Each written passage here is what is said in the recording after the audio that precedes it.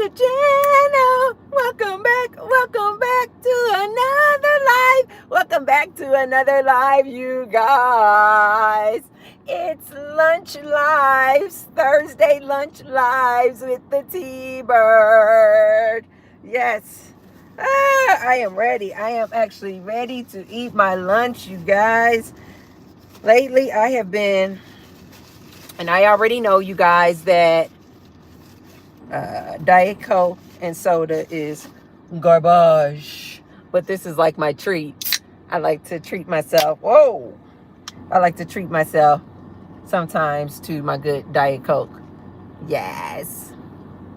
I haven't had a Diet Coke in a while. Maybe 3 days.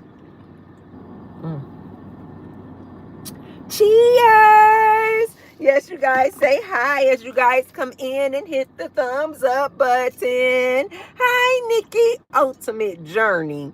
Happy Thursday! Happy Thursday! Yes, say hi as you guys come in. I'm ready to eat. Okay, you guys. So, today I have for my lunch. So I have figured out a way. You guys know when I get a routine down and I figure things out, I have figured out a way to get minimum 100 grams of protein in. So for the past probably 5 or 6 days, I have been on a chicken salad feast. So I've been making my own chicken salad, you guys. Oh my God. I've been making my own chicken salad, and I've been putting it in this little container like this. And in my chicken salad, so in the grocery store, you guys, they call this chicken salad the gourmet chicken salad. Regular chicken salad usually just has the chicken breast, shredded chicken breast, or white chicken meat, and mayonnaise, and maybe celery. I think you just almost always have to have some type of celery. So the gourmet, though, chicken salad in the grocery store, that's when they add the celery, the grapes, bread grapes, and some type of nuts. And I do walnuts. So look at this. I know this doesn't look like much, you guys, but it is so good. I got it down. So I've been getting these cans of I don't have one with me, but I've been getting these cans of chicken breast. It's already in a can. It kind of looks like tuna, but it's chicken breast. Yes, you guys, be sure to say hi as you guys come in. Hi, Faroe. And be sure to hit the thumbs up button. Faroe, I'm assuming the X is silent, says, how are you? I am very good, Divine. It's Thursday. Life is so good. Yes, hi. Oh, what does it say? Tomislav. Greetings from Croatia. What? Wow, Croatia.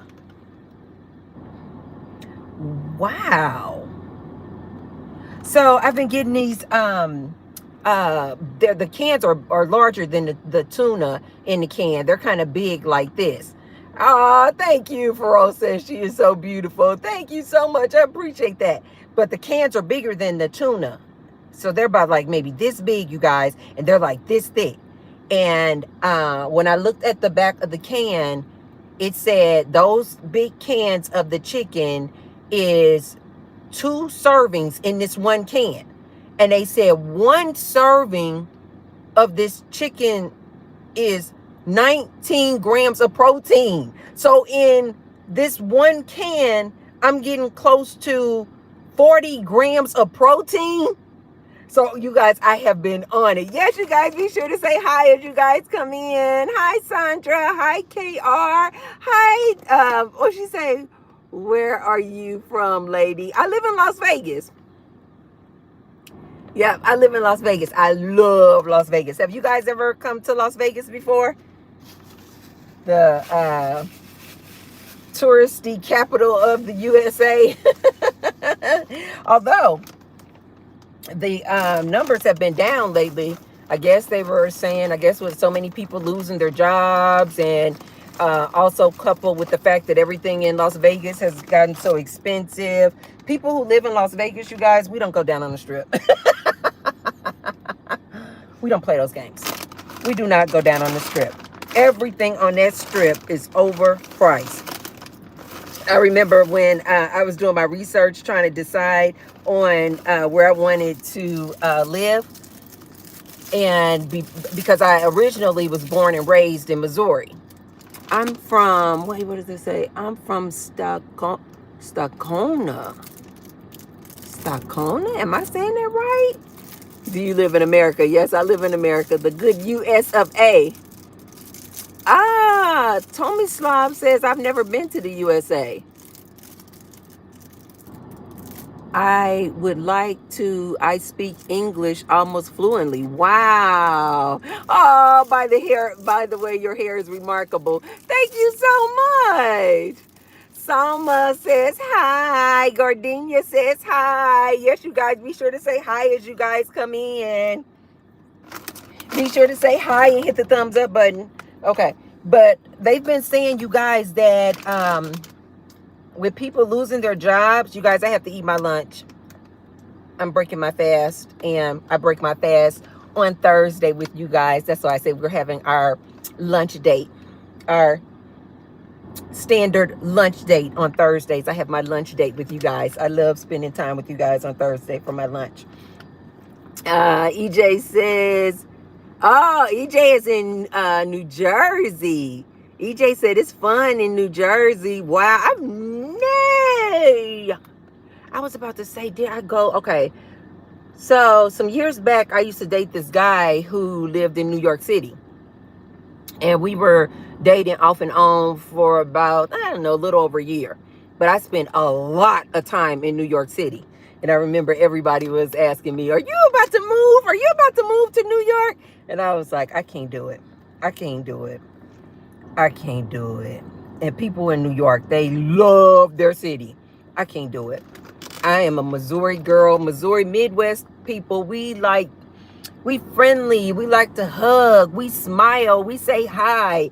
We greet our neighbors. When we find out a neighbor just moved into the neighborhood, we want to go and take them an apple pie and bake them a casserole. You know what I mean? Like I'm like a true Midwestern girl. That's how we are. And we speak and we say hi and we smile and we, like that. When I went to New York, you guys, I was like literally in culture shock.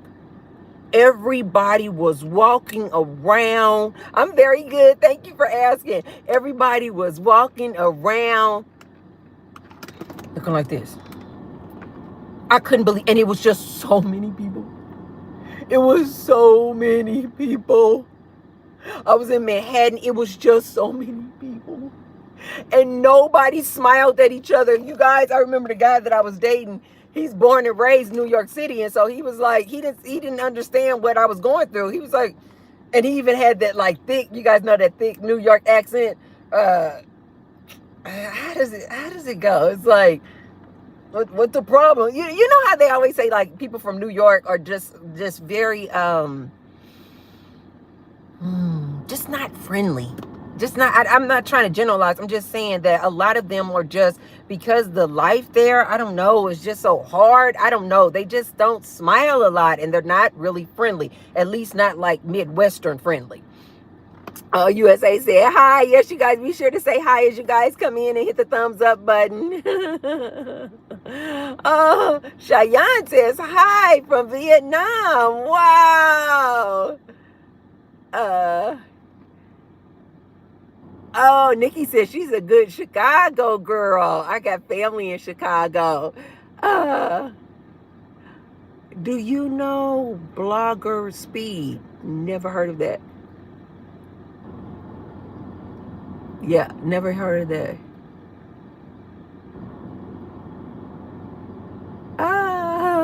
Bookworm says, what lippy are you wearing? My favorite. I wear, you guys know I am a creature of habit. And I wear literally the same thing each season, every time. My makeup that I use that just reminded me I need to buy some more makeup. I have always, ever since I started wearing makeup, I never wear liquid makeup. I've always done the pressed powders. Have you guys ever seen these pressed powders? And they just powder. So that's all I've ever, they're called, it's by Clinique, and it's Clinique Sheer Press Powder. And it's just like a very sheer, it's very light. And I've been wearing that Clinique Sheer Press Powder since I was 17 years old. And which I need to buy some more. And then for the past, oh my God, I don't know how many years now, probably at least 6 years now, I've been wearing the same lippies, and I just got different colors. So this one, they're all by L'Oreal, and this one here is the one that I'm wearing right now, and they're all, look at these. So this one in the middle is like my lip gloss. So sometimes when I'm making videos and you guys, and I'm like, oh man, I chose the wrong one, and I'll choose this one. This one is more like a lipstick, and it's like a darker, like cranberry color. But this one is the lip gloss. As you guys can see, it's almost gone because I wear this every single day. But it's like a color, it has lip gloss, but it has color to it. But this is what I have on right now.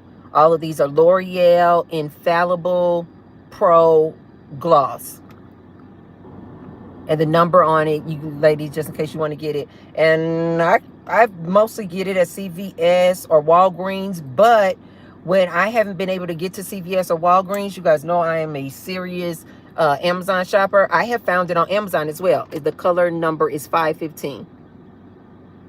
And it's Infallible Pro Gloss 8-hour wear, L'Oreal Paris. You guys see that?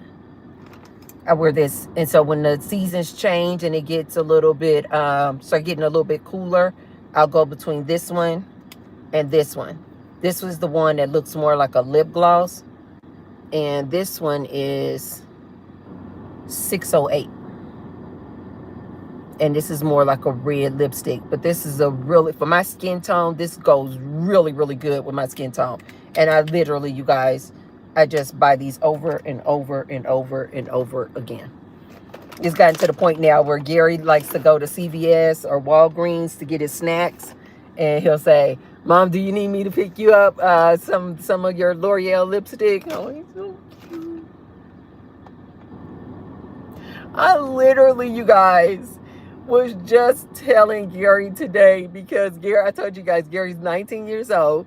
Gary is one of the roommates in the house. Gary has to pay rent and the bills too. His portion of rent and bill too. And so he's always on time. And so today he sent over his money for his portion for the rent and the bills. And I just literally was like, got teary-eyed. And I was like, and I immediately texted him, and I'm like, Gary, you are so responsible.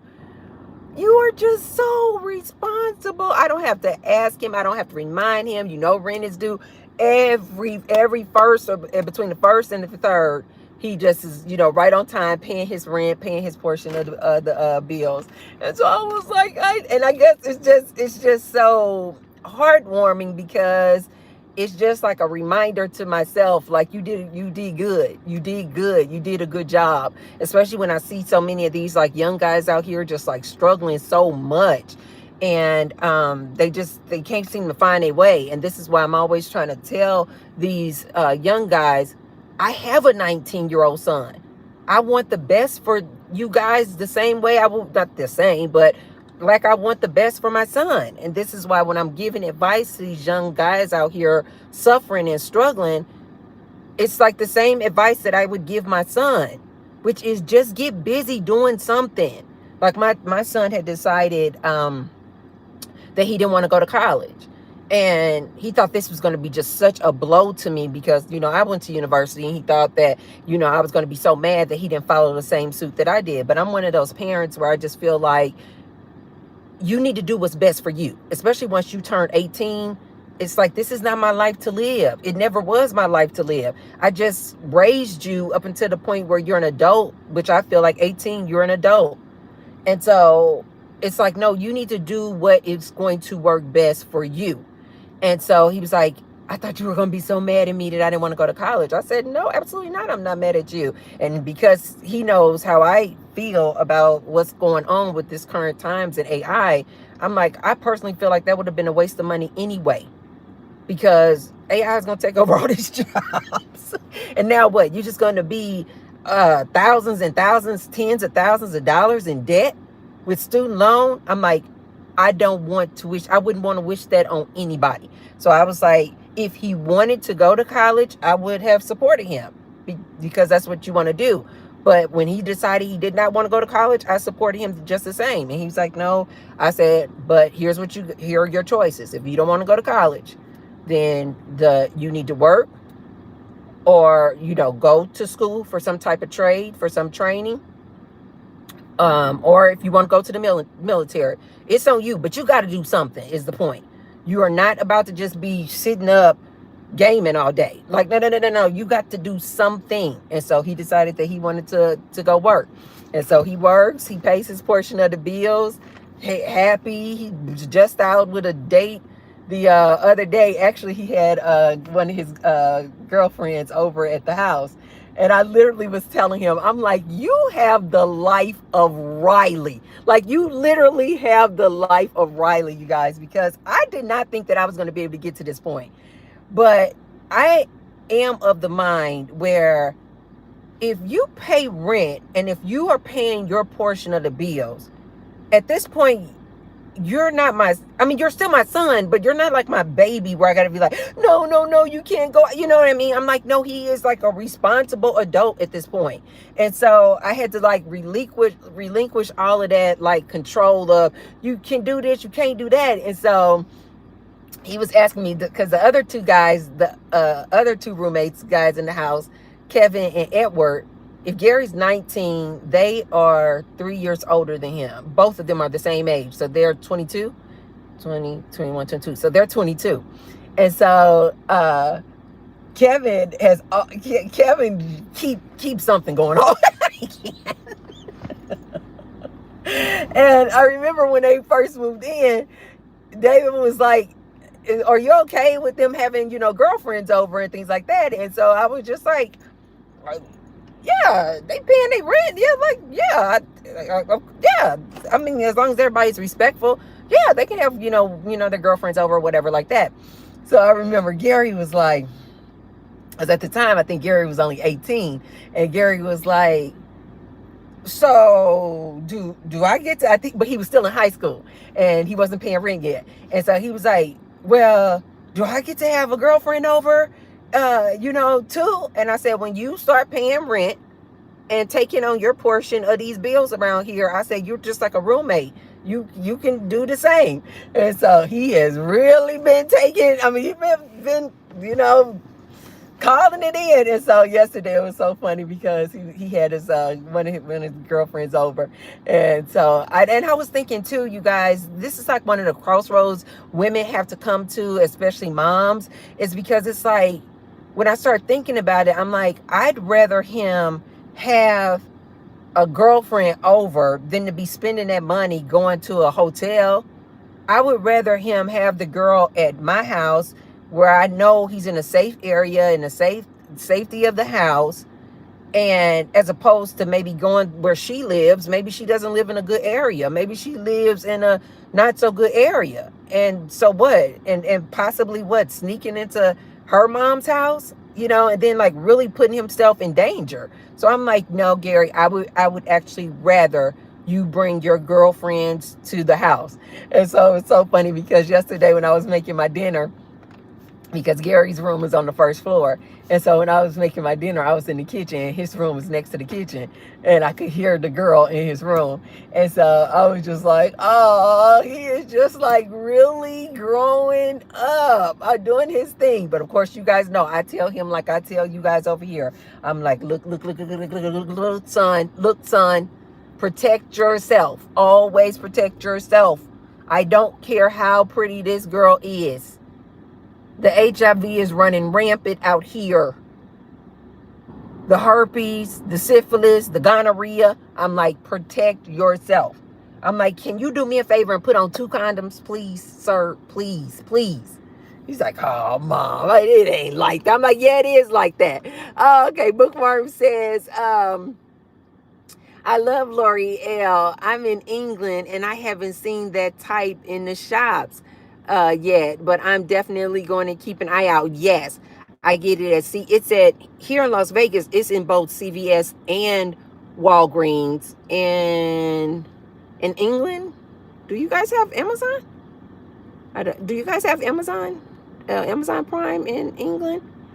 Um, but I can also get it from there as well on my Amazon. Cheyenne says L'Oreal is really good. Here in Vietnam, we have a popular brand called what? Toddy Potty? Oh, that sounds so fun. They have lip gloss with Bang Cod flavor. What? She said it's too good. What? Yes, L'Oreal has been my favorite. But yeah, that's what I was telling you guys. So the tourism has been down here in Las Vegas. They said that things are just so expensive on the strip. All the resort fees, parking, but locals, we don't go to the strip. Yes, you guys, be sure to say hi as you guys come in and hit the thumbs up button. Edith says, hi, watching you from LA. Love your content. I watch you daily. Oh my God. I love that. That is one of the best compliments.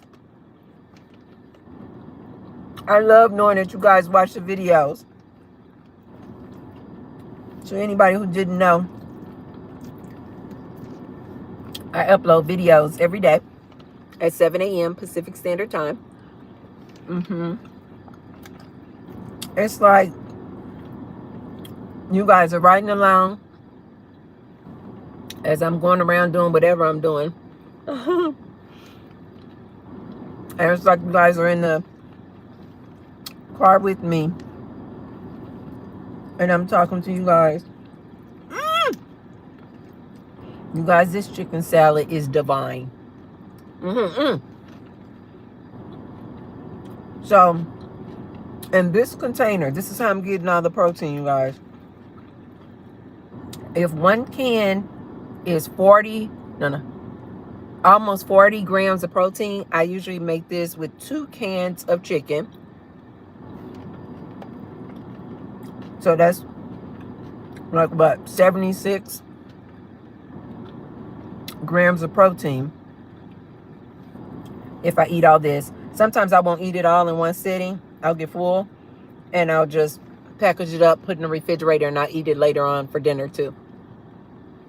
So that's almost 80 grams of protein. And then I always eat it with my chips, my Quest chips. And these cheddar and sour cream are really good too.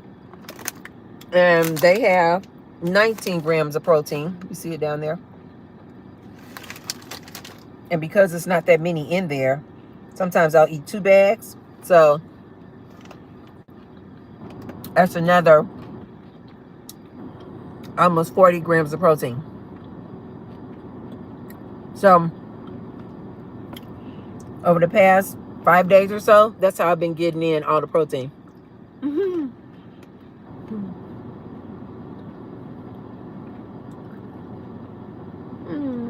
I don't see people coming and visiting in Las Vegas. Have you guys been to Las Vegas?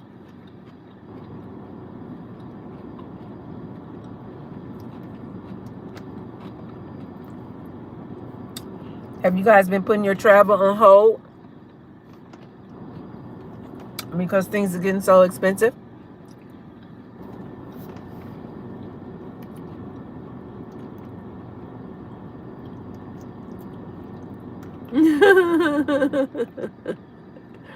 What?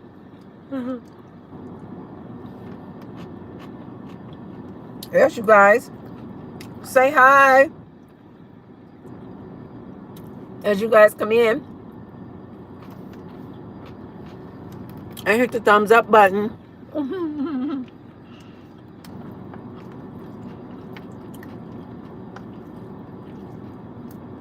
So have you guys been noticing?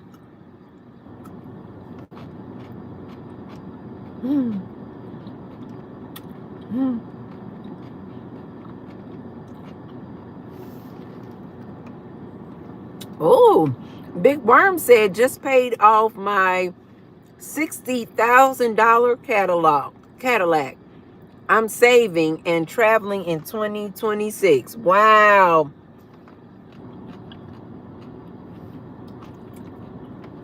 Cadillac. Oh, it's still expensive. Is it an SUV or sedan? Your Cadillac. Yes, you guys, say hi as you come in. Hi, Pocket. Hi, Elliot. No, it's not mac and cheese. It's chicken salad with celery, red grapes, walnuts, mayonnaise. Oh, do you guys know what I put in here to give it a little bit more seasoning? 2 things. One, in addition to the mayonnaise, I put this chipotle. You know, you can get this chipotle mayonnaise. And I squeezed some of that in here. And then also Old Bay seasoning. It is really, really good. It has all the great things in here. I used to love a good chicken salad when I was younger. And I was like, ooh, when I get older, I'm going to learn how to make my own chicken salad. Chicken salad, chili, and greens. Big Worm said, you making me hungry. Big Worm, what did you have for lunch today? Oh, you guys.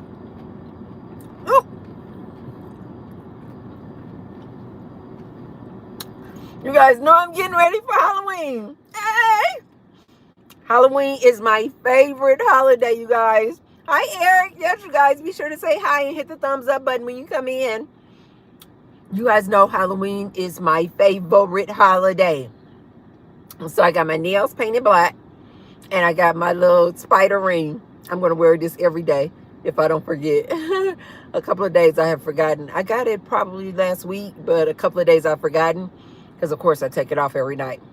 But this one, unlike my other ones in the past that were black and they were just plastic, this is actual metal. Look at this. This is actual metal, you guys. Hey! I love this freaking ring. And it's so cool because it's a one size fit all. Because look, all you have to do is all you have to do is just open it up. So you just open and close it to fit around whatever finger you want. Yes, darling. Wait a minute. Oh, turn in my eye. Okay. Look at that, you guys. Is that not adorable? What is that? Can you get something, please? It is so cute. And then I told you guys that, Big Worm said he had some tenders with some fries. Well, I haven't had chicken tenders in years. Wow.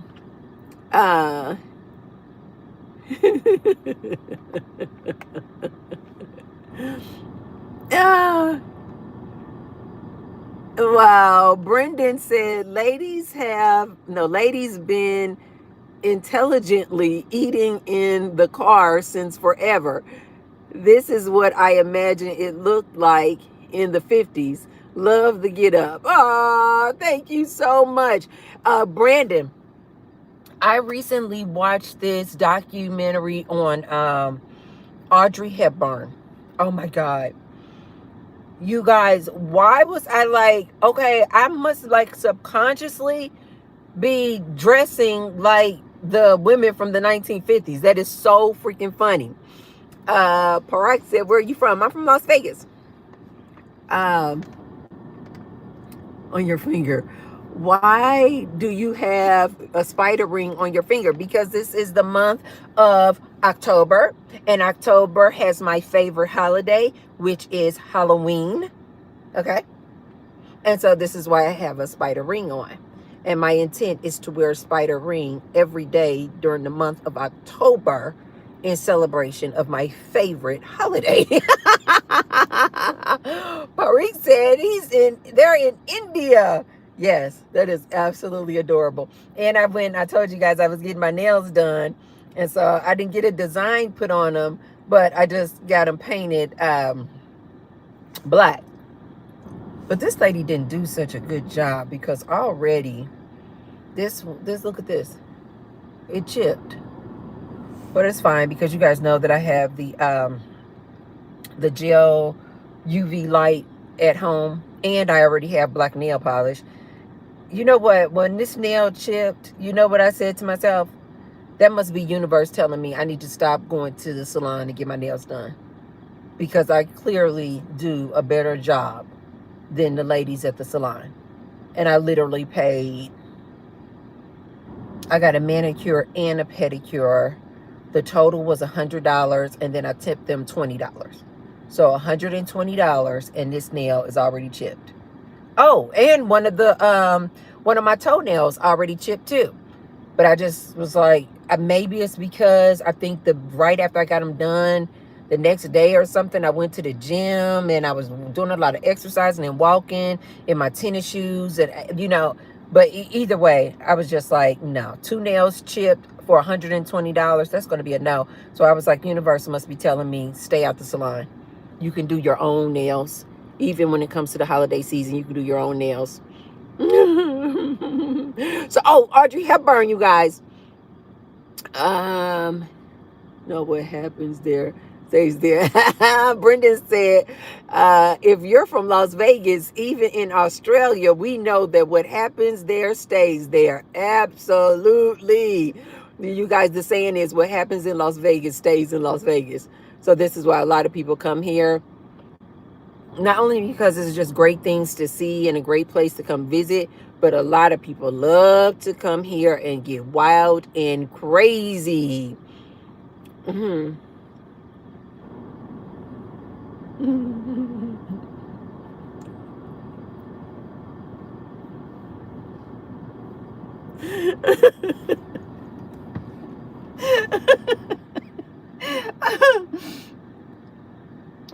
Okay, so apparently we got a scammer in the house. We got a scammer in the chat room already. So we got Salome. I love this. This just makes me laugh. So Salome says, "Good evening, ma'am." I can't. So Salome says, "Good evening, ma'am. My name is Salome. Am from Ghana. Please, I need your help. I just got admission to college. My dad passed away 4 months ago. My mom passed when I was a kid. Please, I really need your help." He got all this going on for him.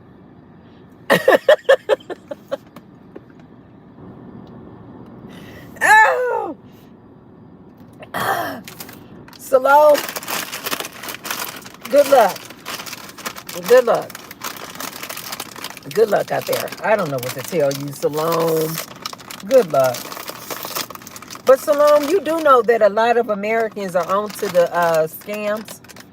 They're onto the scams. I remember back in the day, the scam, which was really super popular, was the girls from Nigeria would scam the men. And the girls would say, "Oh, I would love to be your girlfriend. I would love to be your woman, but my mom is in the hospital, and my sister just had surgery, and my dad also died. And please, please send money. Back in the day, this was really, really popular, Salome. It was the girls from Nigeria, and they was scamming American men out of all kind of money. To the point where just Americans just started having a really bad, it just started to tarnish the way they started feeling about people in Nigeria because the scamming was that bad. Mm-hmm.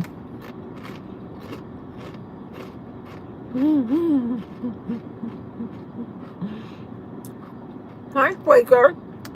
Yes, you guys, be sure to say hi as you come in and hit the thumbs up button.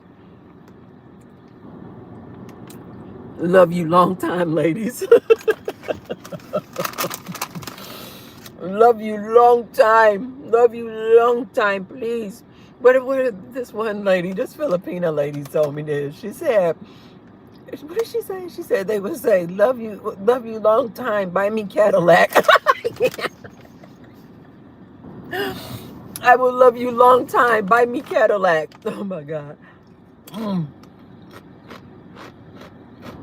It was a real problem. But it hasn't really gone away. As you guys see, we got all these passport bros. They're voluntarily going over to these different countries. They know that these women are impoverished in these developing countries. And they're literally going over there knowing these women don't have any money. And they're going over there to just spend money on the ladies. They say it's cheaper. They say that the women out of the USA, the Philippines, Thailand, Brazil, Colombia, where else are they going? I forgot. But these passport bros say that those women know how to submit, be docile, do what their man tells them to do. And so they're going out the country, they say, to get a better woman. And I say, all they're going to do is get them a woman who's going to tank them for everything they got. Who's just going to drain their bank accounts. But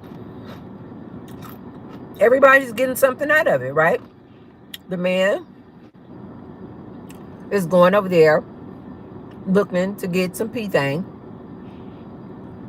And the women are looking to get money. It's the same. It's just prostitution, you guys, which is the oldest profession. There's nothing new about it. But these men are cloaking it like, oh, these women are just so much better in these other countries.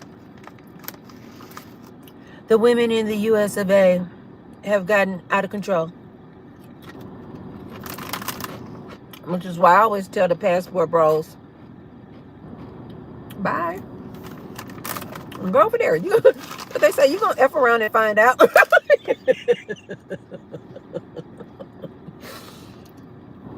You're going to F around and find out, sir.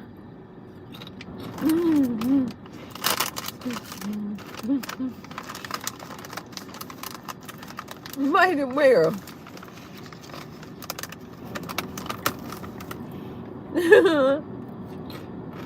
To India?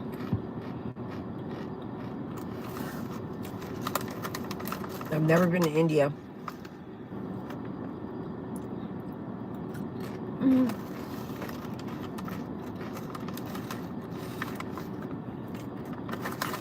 Yes, you guys. So the passport bros say that they're leaving. I could at least Respect the passport bros who actually leave. I just recently saw one of these guys that I used to watch on and off. And he's always talk about, I see why these men want to leave the country. Because these women over here don't know how to act right. I can see why. And I'm going to leave the country. I'm going to leave the country. I'm going to be a passport bro. And I used to always say, why won't this dude leave? It had been years, and he was still talking about he's going to be a passport bro. But he had never gotten up and left. And just recently, I saw he had put up a video, and he finally moved. I said, oh, God, thank God. He finally left the country, and I think he went to Thailand.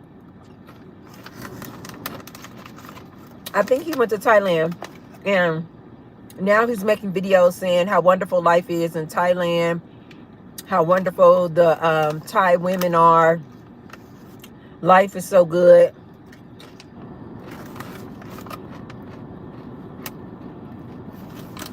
I'm like, that is amazing.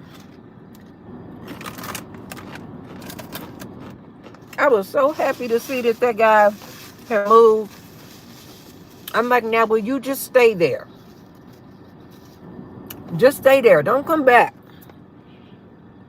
I got somebody to block already. 45 minutes in. The first person I blocked. Okay. Brenda said men too. What about men? The men are you saying the men are better out of the country too, Brendan? You guys, I have no desire. I have no desire. Even if I was dating, I have no desire to go outside the country to meet a man of another culture, speaking another language,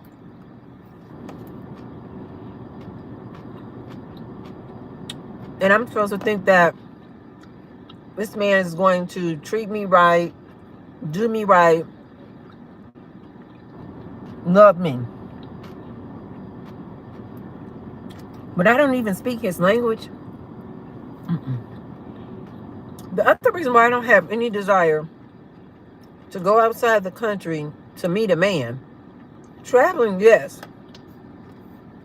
To see and experience new cultures, a different culture, absolutely. But doing like these passport bros, just to go outside the country to meet a man, absolutely not. Why?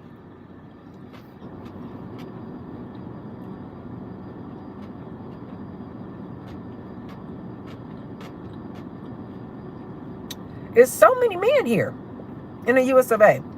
And especially if you live in a diverse culture like Las Vegas. Oh my God.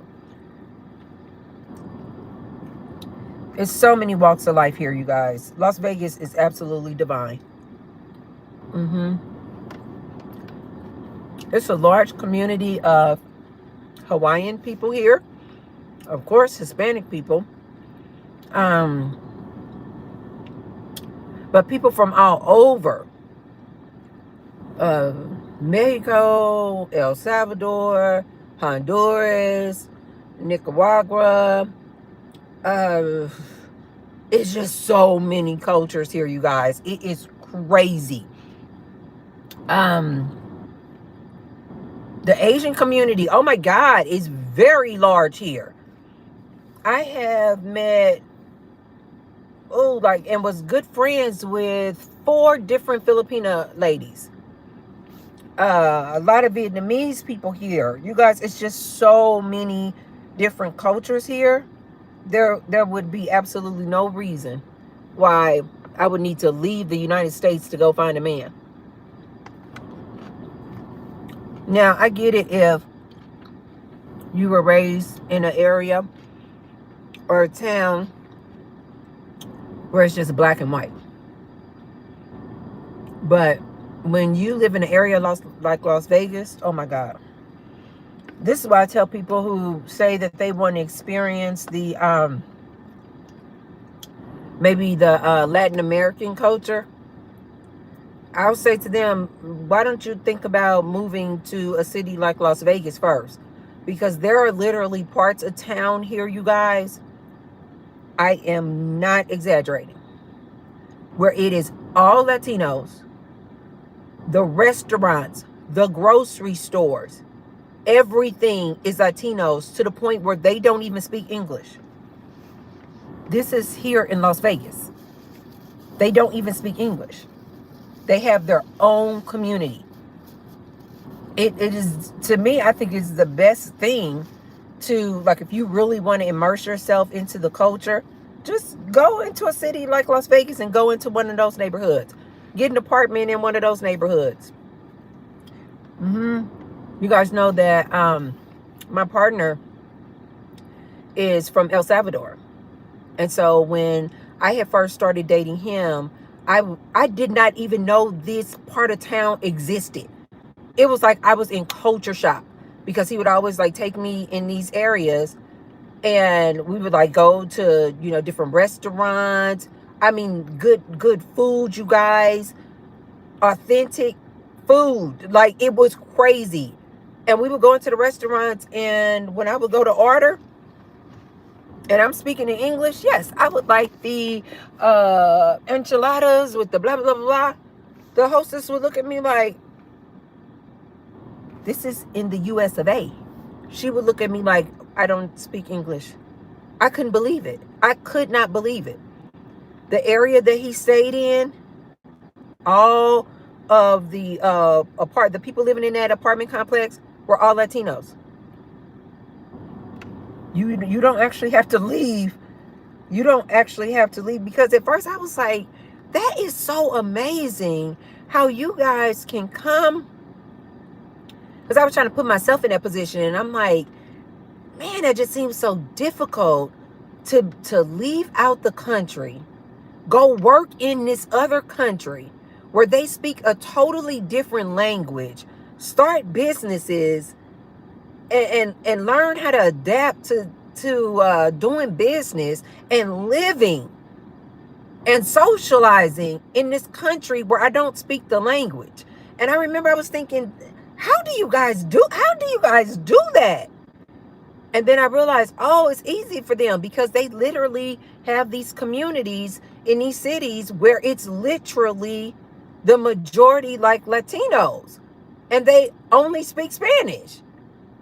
And so this is how they're able to get by for so long, not having to know how to speak English. Yes, you guys. It is crazy.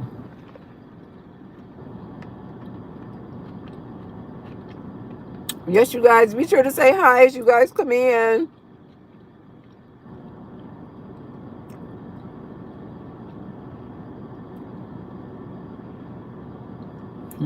Brittany said, why would I go without a pollution?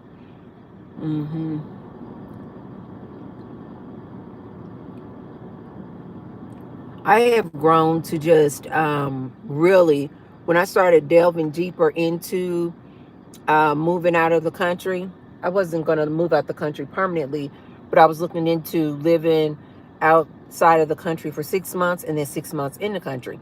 And I did a lot of research, you guys. And I realized like how much is different in these other countries, things that we just take for granted as, you know, Americans, like just their infrastructure, you guys. Paris said, visit India first, see the hospitality.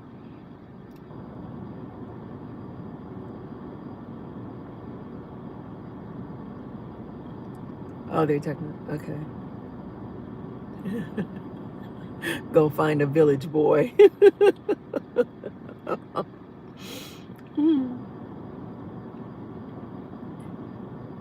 Yes. So when I was doing my research, you guys, Big Worm says, I love a diverse neighborhood. Absolutely. Hi, Joyce. Where do I remember you from, Joyce? Were you in a previous live?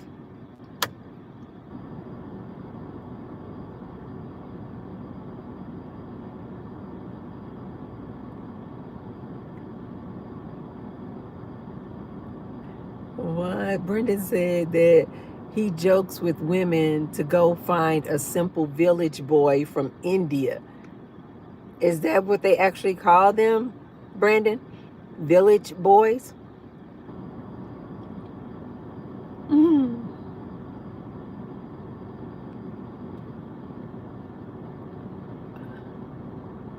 Okay, I got another one I had to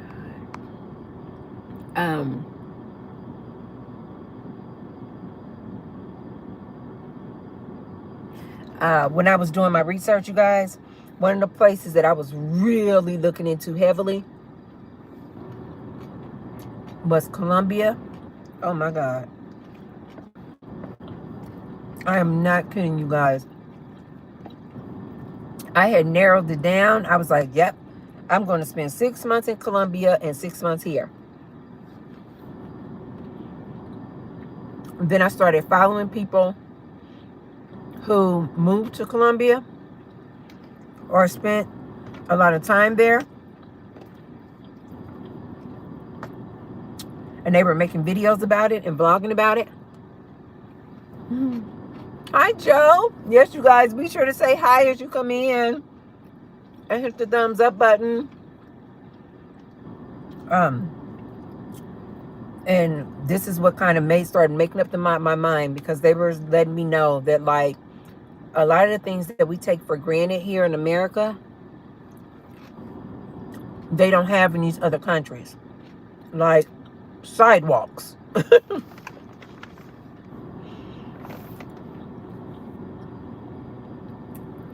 The infrastructure. They were saying that you could just be walking down the street and it would be a huge pothole, like a huge pothole, a big opening in the sidewalk, like that you could literally fall inside of. I was like, things like that you just never even think about. When you think about going to live in another country, you just never think about things like sidewalks and infrastructure and safe, sound, stable buildings. I was like, that is freaking crazy. Because I was paying so much attention to, I wouldn't know the language. And so I was getting into trying to learn the language. But they showed me how, no, there's a lot of other things you need to be concerned about. And then I started seeing a lot of the men were complaining, saying that,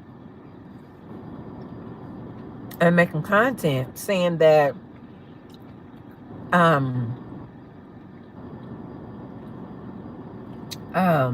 let's say that these men were getting drugged, you guys. That there were these gangs, but they were not like your typical all male gangs. No, they were these groups of women who had this male leader.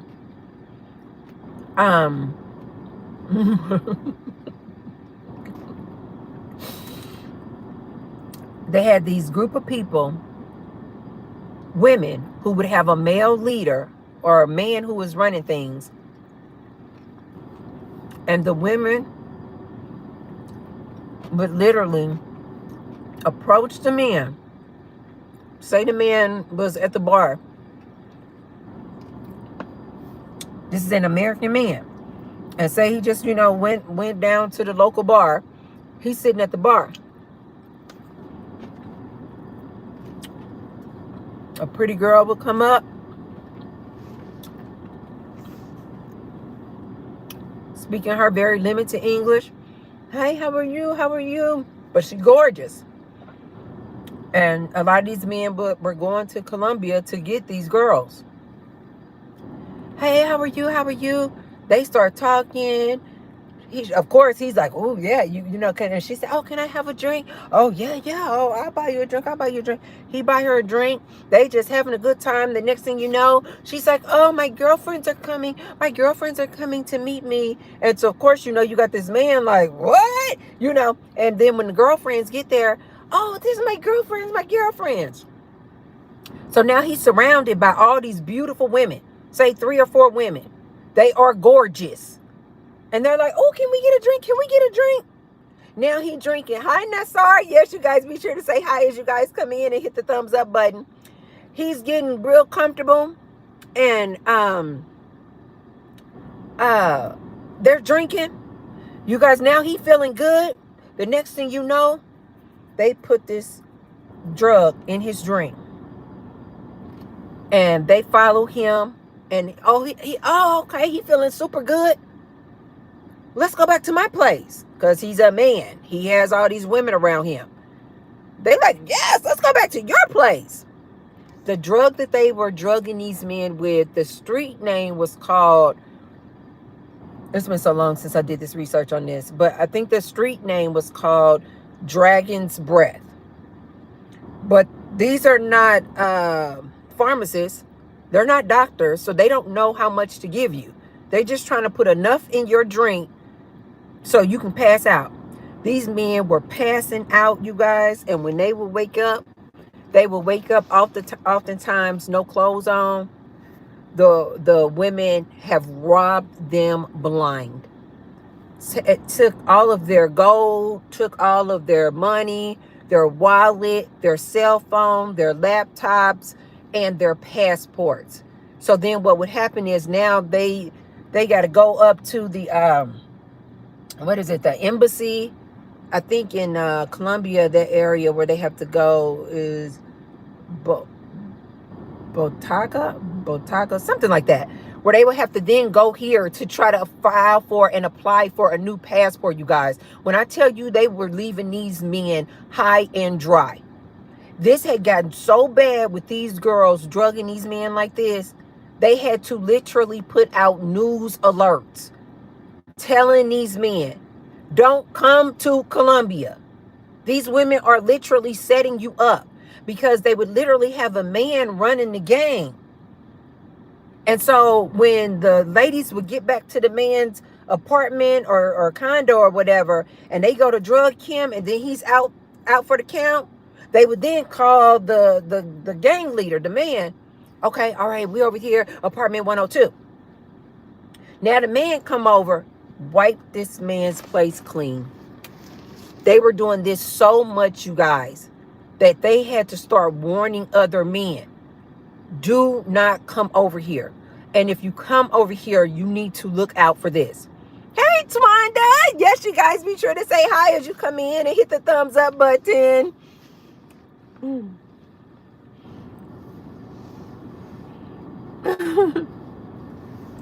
Brandon said J Lo be like, ooh, go let me do a movie like that. What you referring to, that movie Hustler? That was a good movie.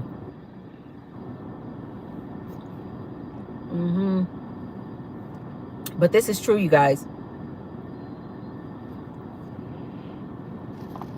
And then a lot of the people, because the people in Colombia were getting such a bad rap, that they were saying, no, these are not Colombians who are doing this. These are a lot of these women and prostitutes coming in from Venezuela. You guys, it was a problem.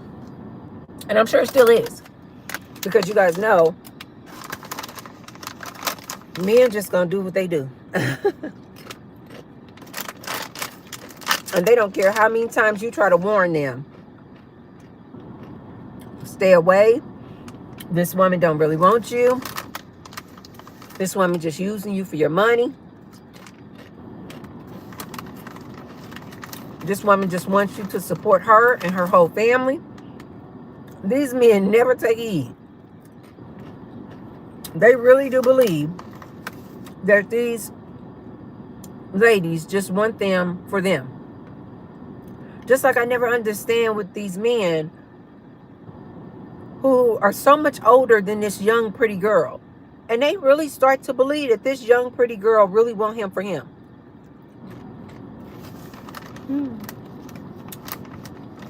Hi, hey, B. John. Says, hey, Sister Patterson. Is that your name? Sister Patterson. That just reminded me of the ladies in the church. Girl, you better go over there and speak to Sister so-and-so. Sister Patterson. These men never understand that these young girls are not in it for you. She doesn't love you. She only wants your money. But these older men will really convince themselves that no, she really does love him.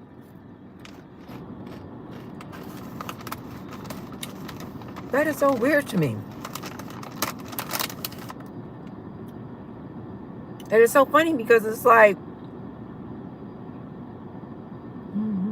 no. Akila says, just join. You look so beautiful, Tracy. Wow, thank you so much.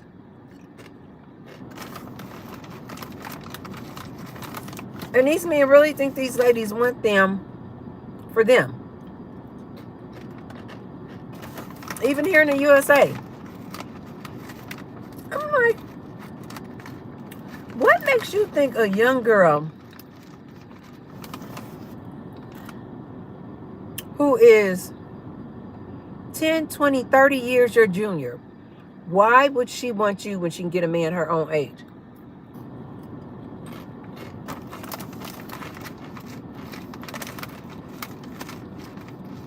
The only reason she's with you, sir, is for you to pay her bills. Buy her Cadillac.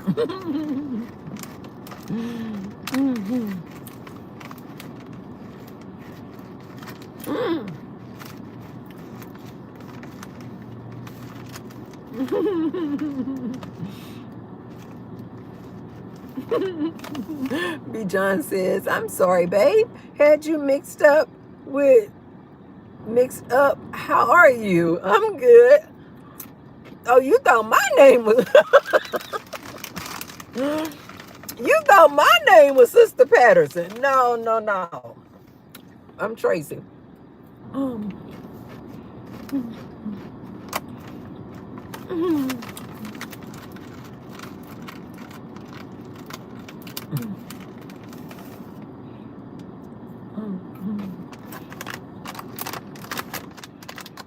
Jim, who is 60 and thinks that they're a 10? Who are you referring to?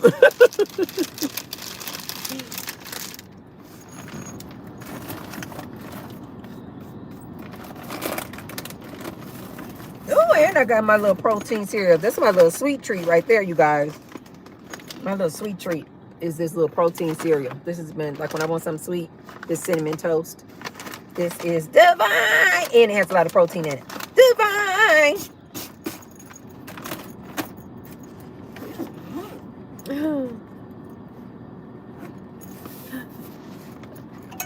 Yes, definitely. Yes, you guys say hi as you come in. Brenda said Jim's just over there talking out loud.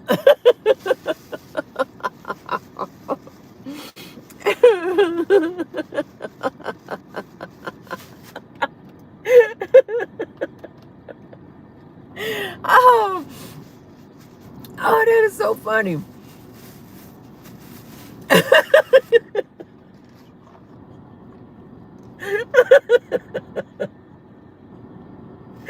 Oh, I'm going to assume, Jim, you must think I'm a 10. Oh, that is so funny. That is so hilarious. Do you guys see how funny people are? They will literally just come into your life just to be evil. And Jim has no idea. You talking bad about me, Jim. All that's going to do is come back to you.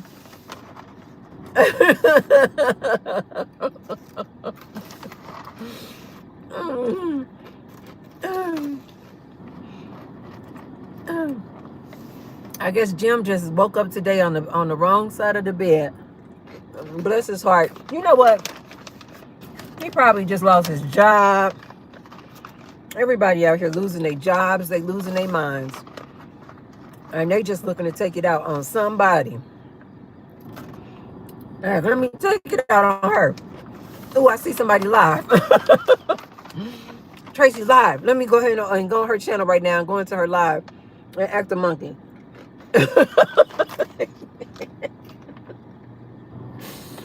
Oh, do you guys celebrate Halloween? Are you guys dressing up for Halloween?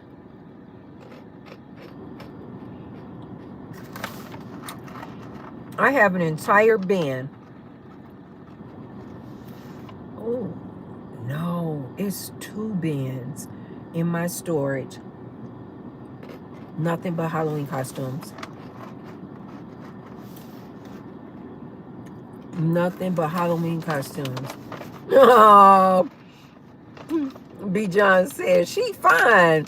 I don't know what you seeing, Jim, but God bless you. Exactly, B. John. That's how you have to do. You have to just say, God bless you. You know, maybe his mom passed today, or he lost a loved one, lost his job. People are out here struggling. People are out here struggling. And this is why I tell my ladies all the time, this is not the time to be dating. This is not the time to be dating. People are struggling out here. And they like Jim. They just looking to take it out on somebody. A stranger. Somebody they don't even know. This is why I tell my ladies, antennas up. These men will take out their frustrations right on you. Because you what, trying to go out on a date? No. People are out here struggling, you guys. What are we still in the middle of a shutdown? A government shutdown? Is that still going on? I don't keep up with this stuff, you guys. I can't keep up with it. But I think we're in the middle of a government shutdown. People don't know when they get their next paycheck. This is why I say to you guys, both men and women, I don't see how you guys have the time to date. With all this stuff we got going on. People losing their jobs due to AI. Government shutdown. A lot of government federal workers getting laid off. How do you guys have the time to be worried about dating? You guys know that I feel like we're about to start entering into some lean times. So I've been preparing. I don't have the time.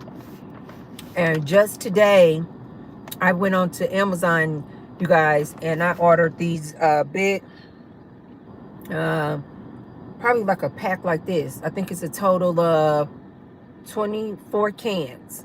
I've been stocking up on canned goods, you guys. I am not kidding. Just today was delivered a case like this, 24 cans.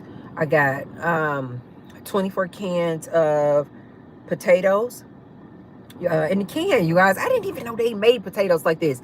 They're canned goods, but they're potatoes, peeled potatoes, like little round white potatoes. I got 24 cans of those, 24 cans of carrots, sliced carrots, black beans, chili, the Hormel chili. I know you guys are like, that's disgusting, but in times of desperation and need, things getting shut down. Yeah, a can of chili sounds real good. You know where I got these things from, you guys? When I used to be an avid watcher of The Walking Dead.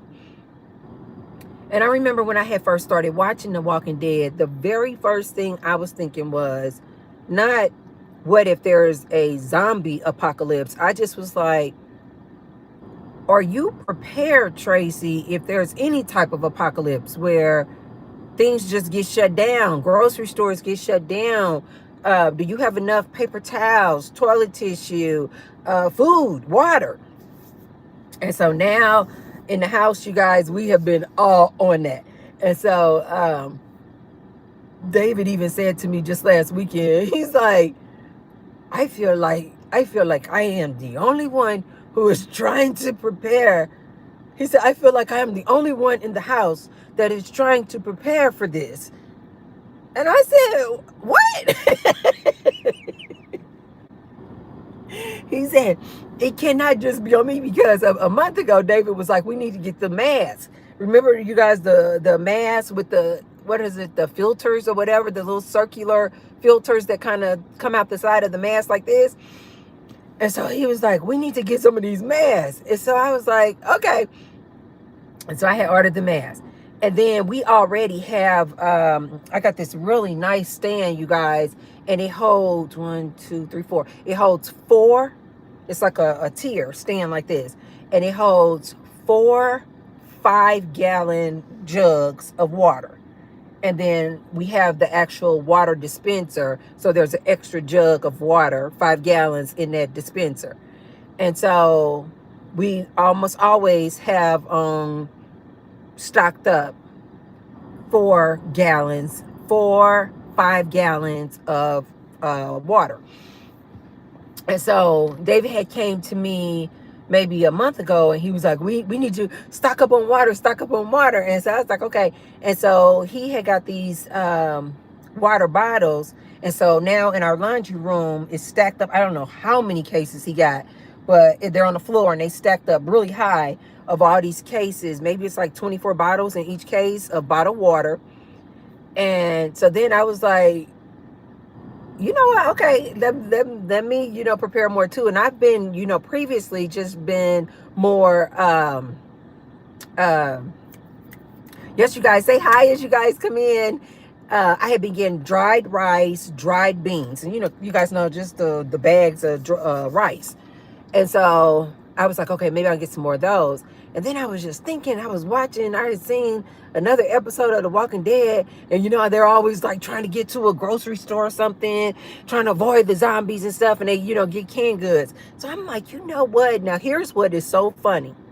When I was a little girl, I was raised in a house with my stepfather. And my stepfather was all about, I don't know if I don't remember him actually saying anything like the apocalypse is coming. I don't remember him saying that, but I don't know if he was just raised in that era of like bunkers and always being prepared. So I remember in our basement, there was this closet, and it was nothing but floor to ceiling canned goods. And it was like these shelves. We had these shelves, and they were like deep shelves. They went really far back. You guys, it was nothing but canned goods. And I remember as a kid, like, this dude is weird. Like, what the heck? Like, because we already had more than enough food. We were known. Our house was known that, like, it's always food. It's like always some food over there. Even like when some of my mom's siblings would come on hard times or something, and maybe they didn't have enough money to buy groceries or something for their family, they would always come to our house because we were always known to have, all this food. And so we always had food even upstairs. And then he also had this huge deep freezer filled with all this meat. I think we had 2 deep freezers. So I remember thinking to myself when I saw that pantry or that closet downstairs just filled with all these canned goods, I remember thinking to myself, this man is crazy. And so when I got all these canned goods the other day, no, they were just delivered today, it just reminded me of him so much. I was like, Tracy, you have literally turned into this man. You are now stocking up. But I'm like, I just feel like you need to be prepared. And it was like when I looked in my pantry, I'm like, Tracy, if there was an apocalypse today, you got enough water for sure. But I'm like, you don't have enough food. So I got all these canned goods. So I got black beans, chili, canned white potatoes, carrots. Oh, I'm missing some. Oh, and then I got like about 4 or 5 packs of cup of noodles. The guys like cup. They eat that anyway. They eat that anytime they don't want to, like, because I don't cook on the weekends. And so if they're just like wanting something to eat and it's just easy to grab, the guys love cup of noodle. So I got a big case of, I think it was like 18 count. Maybe that's 18 count. I got the shrimp. They love the shrimp flavor. You guys know I don't eat stuff like that. But they got I got the shrimp flavor. And then Kevin had told me, because I was in a grocery store getting them some cup of noodles a month or two ago. And I was like, what? I just assumed everybody loved chicken. And so I was like, what is you guys' favorite cup of noodles? And they told me something called lime chili shrimp flavor. I've never had that flavor, but they love it. Yep. And so I got them that flavor. So I got them like these big cases, maybe an 18 count of cup of noodles. And I got shrimp, this lime chili shrimp flavor, another chicken case, and cheddar cheese, mac and cheese. I didn't even know they do the mac and cheese in the cup of noodles. I had no idea. And so I got that because, I mean, who doesn't like mac and cheese? And so I guess you cook it the same way that you do the cup of noodles. I'm assuming all they got to do is add some, hot water? And voila. So I'm getting there, you guys. I am filling up my pantry. I know you guys are like, Tracy, you crazy. I'm like, no, I'm not. I'm just getting prepared. I'm just getting prepared. Food, water. Food, water. Oh, and the other day, David realized we needed more batteries because we have that big flashlight. We have 2 of those, but both the batteries were dead. So we were like, oh, we need to get some more batteries. And so we've been putting batteries in our flashlights. And then I have some battery operated candles. And so I've been making sure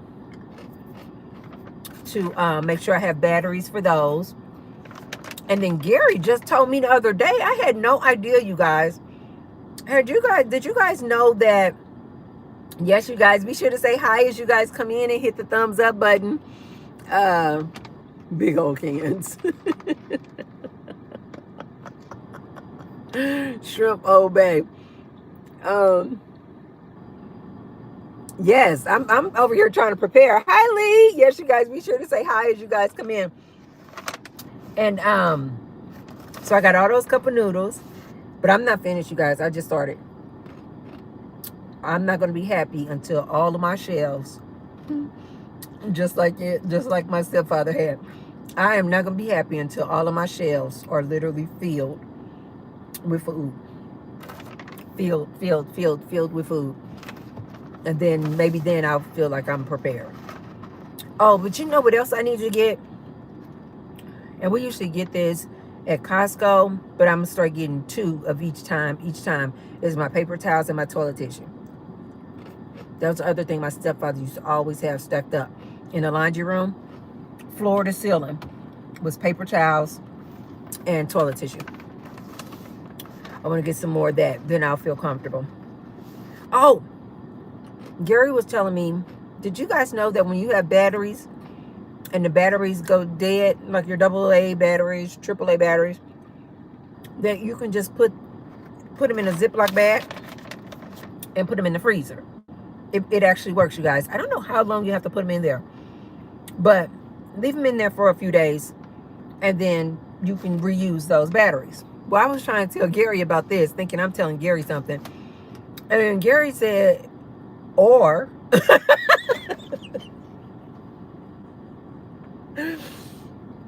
because I was off. Gary, did you know it? I'm on. Watch this.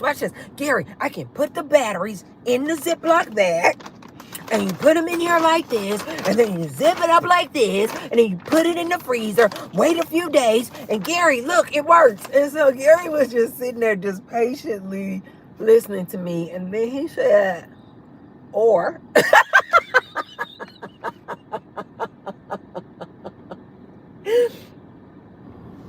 he said, or you can buy what they have called the battery charger. What? He said they have battery chargers. I said, what are you talking about? He said, it's a device that you could just put your AA batteries on, and you plug it into the wall, and it recharges your batteries. I have got to stop myself. I had no idea, you guys. I had no idea that they have devices that will just charge up your AA and AAA batteries. You learn something new every day. You learn something new every day. Yes, you guys, be sure to say hi as you guys come in.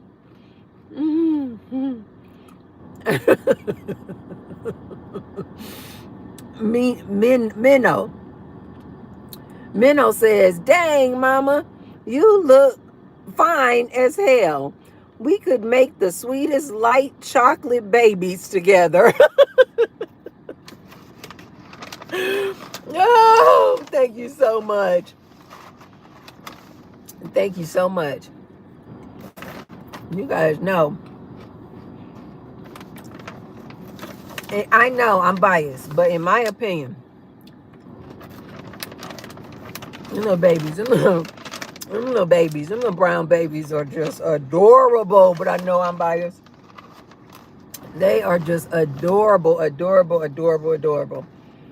It's so funny though, because when Gary was born, I was like, what the heck? When Gary was born, you guys, Gary was literally like translucent, like transparent. His skin was so pale white, and it's almost like you could see through it, like you could see his little veins. I was like, what's wrong with my baby?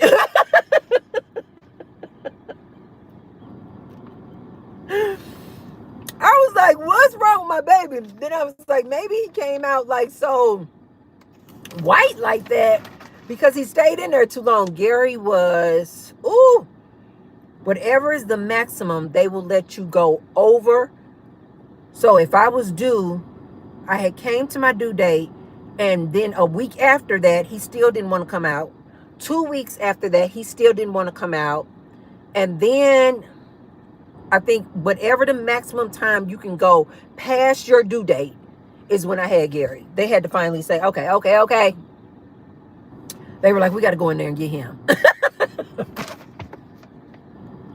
They were like, we got to go in there and pull him out because this little boy does not want to come out. And I don't know if he stayed in there too long and all those good fluids. I don't know. But when he came out, he was so wrinkly and so pale. I was like, what happened to my baby? And I remember the nurse was like, don't worry. She said, don't worry. She said, just look at just look at his ears. She said his true color is on his ears back here, on the back part of his ear.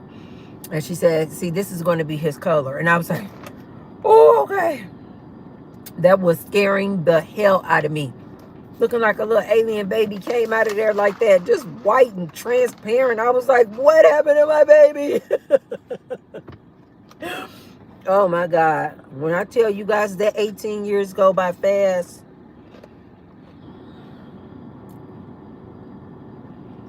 That 18 years goes by so fast. Gary just sent me a video just last night, and he was trying to show me Roxy, that's my fur baby, when we first got Roxy. And Roxy was just this cute little white chihuahua. And she was so freaking tiny, you guys. And Roxy was just a ball of life. She was tiny, but she was just so gangster. She was just into everything. She used to torment Jack, jumping all on Jack's back. She was the cutest. She still is absolutely adorable. But when she was this little bitty thing, she was absolutely adorable, you guys.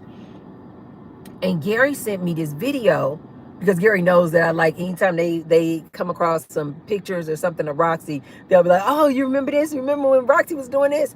And so last night he sent me this video of shortly after we had gotten Roxy. And apparently he had taken Roxy into his bedroom, and he had Roxy up on his bed. And he was making a video of me, for me. I think he was making it for himself, but he was talking, and he just showed me today.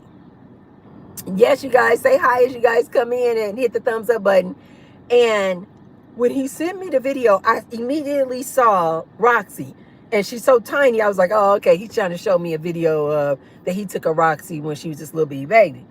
But in the video, you guys, Gary starts to talk. I told you guys now, Gary is like 6'1", 6'2", and he has this extremely deep voice. And like, hey, ma, how you doing? Hey, ma, how you doing? In this video, Gary must have been maybe 10. His voice hadn't changed yet. And all you hear is his voice on this video. I said I'm going to post it up on my YouTube so you guys can see what I say. You never see Gary. You just see his hand playing with Roxy, but you hear his voice. And his voice is like, hi, Roxy. Hi, Roxy. He's like, Roxy, what are you doing? Roxy, you stay up on that bed. Roxy, don't you try to jump off that bed. And his voice sounds like this little boy. And it just took me back. I was like, oh my God, I've not heard his voice sound like that, you guys, in like years. Because I remember it was around,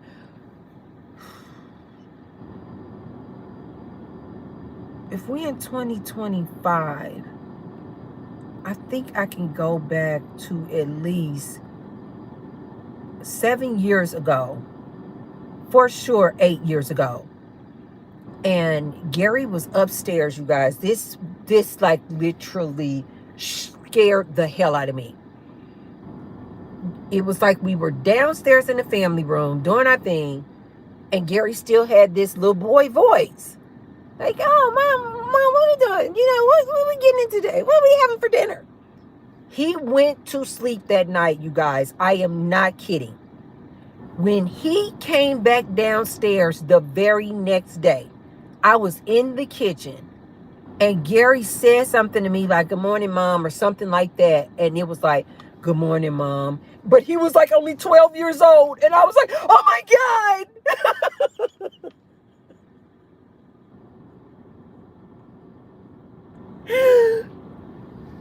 I said, what the hell happened? I thought he was trying to play with me, because Gary always be playing with me. And so I thought he was just putting on this deep voice. Like, you know, this is my good morning voice. My deep, groggy morning voice.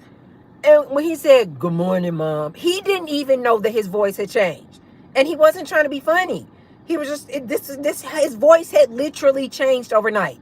And he was like, good morning, mom. And I was like, oh, what is wrong with your voice? And he was like, what you mean? What you mean? And I said, Gary, you don't sound the same. I said, what happened to your voice? And he was like, nothing. He was like, nothing, mom. I could not believe it.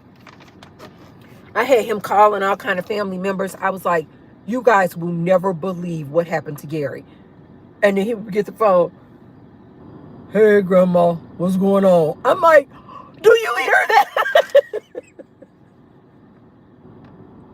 So I remember I literally had this like emotional moment, because I'm like, here is like the start of it. This is how it all starts. Shortly after then, you guys, Gary was going through a growth spurt. He did not know what the hell was happening to him. But I remember he was like, Mom, my bones are hurting. Like, my bones are literally hurting. My body is hurting. And I was like, what, did you do some exercise wrong? Did you not stretch? Or he was like, no, it's like all over my body. It's hurting. You guys, I took my son to that doctor so quick. And she was like, yeah, he's going through a growth spurt. And shortly after then, he took off. He just took off. Tall and has this super, super deep voice. So when I saw that video yesterday, I was just like, oh my God, I remember when Gary used to sound like that. Just that little boy voice. Just, hi, Mom, how are you? I was like, oh, and so just today, I was just like, I miss that little Gary. I said, I miss that little Gary. I said, I don't want you to go backwards. I said, but boy, oh boy. I said, Gary, you remember that? It used to be me and Gary against the world. He's like, yeah, Mom. I remember, Mom. I remember.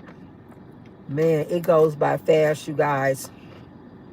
I'm telling you, it goes by so fast, especially when you want to be a parent, especially when you are doing it the right way.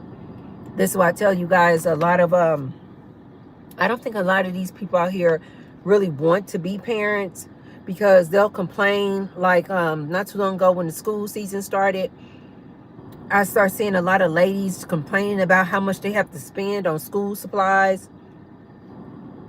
And I'm like, you must not enjoy being a parent. Because I remember when school season would come, I would get so excited. It was like I was going to school, and I would get so excited for Gary. Like, this is another year, a new year. You're going into 4th grade. You're going into 5th grade. I used to love going out, buying all of his supplies, get things ready for school, getting his uniform ready. It's like, I don't see how these people could complain about spending money on their kids' school supplies. Or like when we went through COVID and moms were just complaining, we need these schools to open. We need these schools to open. These kids are driving me crazy. These kids are driving me crazy. And I'm like, you must not enjoy being a parent. Because any day that Gary was home, I'm like, I absolutely loved it. Loved it. I'm like, oh, my son is home. My son is home. But that's because I just enjoyed being a parent. I don't think a lot of these people out here enjoy being parents. And especially not with the way these men are literally leaving these women to be single baby mamas. I'm like, they clearly did not want to be a parent. And the different things that I see these ladies complaining about. I have to do homework. I have to do homework with my kid, and they need to, teach this, or any extra that they have to do, they'll get, mad and upset. And I'm like, you must not enjoy being a parent. I used to love. I could not wait. I used to take my son to school. I would pick my son up from school. We had this routine, you guys. Every time we got home from school, you guys got to remember, ever since Gary was born, I always had my own business and I always worked from home. So I used to love when 3 o'clock came, because it's like, I get to be with my son. And I would pick him up from school, you guys. We had our little routine down. As soon as he came home, he went to the kitchen, went to the pantry, got his favorite snacks, sat at the table. Maybe he would talk to me about his day while he was eating his snack. Then after he finished with his snack, then he would go get his book bag. We would sit at the table. He would start doing his homework. I would be in the kitchen cooking. And so if he needed help with anything, then he would ask me. Otherwise, he would finish his homework. And then when he finished his homework, then he could go upstairs, play around, play on his game, do whatever he wanted to do. And then later on, he would come downstairs. We would eat our dinner together. And then after dinner, it was always known, he would go back to his room, take his shower. After he take a shower, put on his little Spider-Man, whatever PJs I had for him, put on his little PJs, and then he could, rest or whatever for the rest of the night. Or sometimes we would do these book challenges where it's like, how many books can you read in, I don't know, 2 or 3 weeks. And so then after he would get his bath, he would then come back down to my room. He would lay in the bed with me, and he would be reading whatever book, he was reading. And I would be trying to make it so interesting to him, to read books. It's like, and I was trying to get him into seeing the excitement and the joy from reading. So I would get into the book with, what Spider-Man did, what was the name of this one book series that he used to really like? Oh my God, I almost had it. The Adventures of Somebody in 5th grade. What were the name of those books? The Wacky Adventure. I forgot. But anyway, we used to love to read. Oh, Paris. I don't know what that is, but 100 something. Thank you so much. He said, I said I'm back. Hi. Hello, you're back. What is that called? That's not dollars. That's something. What is that called? What is your currency called? Paris? What is your currency called? Those are such good times. It goes by fast, you guys. Enjoy it, enjoy it, enjoy it. Raising these kids, enjoy it, enjoy it, enjoy it. It goes by too fast. For me, it goes by too fast. But at the same time, I wouldn't want to go back either. Because he's grown to be such a good young man. Just a responsible young man. That I'm just like, you did your job. You did your job. I don't want to do it all over again. I remember I had somebody, and they were asking me, would you want to adopt some kids? I'm like, no, I don't really want to do it all over again. I enjoyed it while I was doing it, but I don't want to do it all over again. Oh, okay, let's see. Parik is telling me the name of the currency. It's called rupees. Rupees? Rupees currency.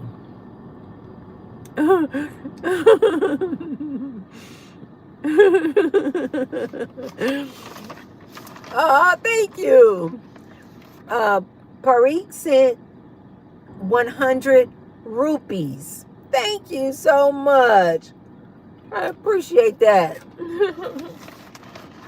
Rupees. That sounds funny. Rupees. Rupees. I think here soon we're not even going to have dollars anymore. We're just going to have this digital currency. We're just going to start having this digital currency. Life is so freaking good, you guys. But things are changing and changing rapidly. On fire. Rapidly. I went to, I forgot which casino this was. I think I was in Resort World.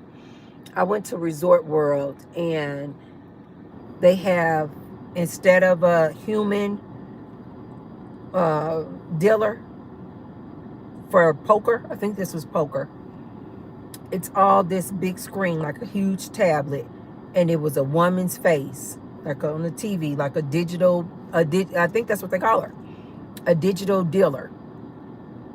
And it was this woman's face on this big screen, and she was the dealer or whatever playing poker. Everything is changing, you guys. Everything. Oh, and then did you guys see that? Oh my God. Okay, you guys probably already know about Waymo. Is that Waymo, the self-driving car that is like a taxi car driver? But the one that recently was released here in Vegas, oh my goodness.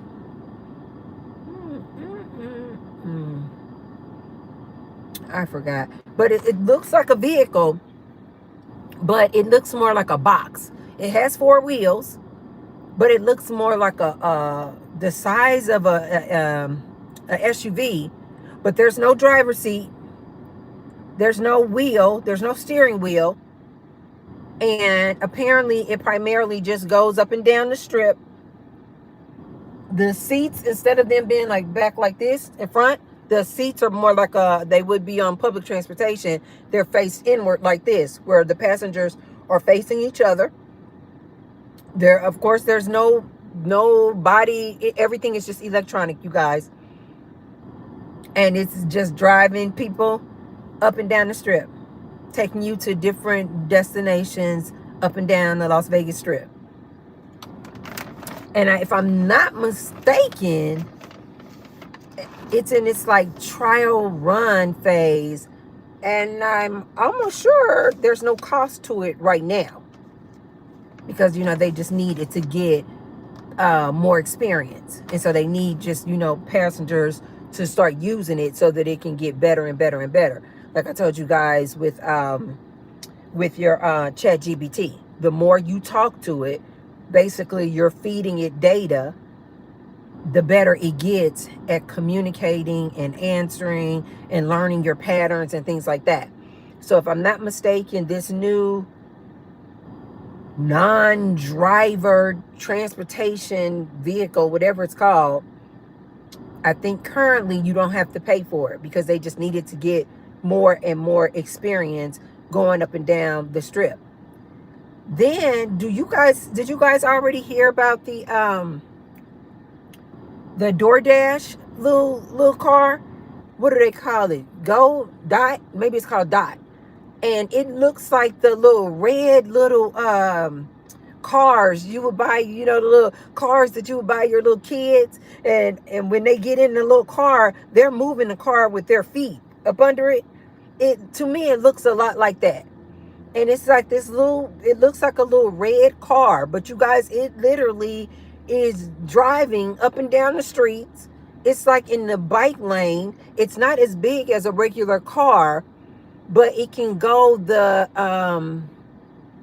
I think it can go the speed limit, like maybe 30 miles per hour, but it's smaller.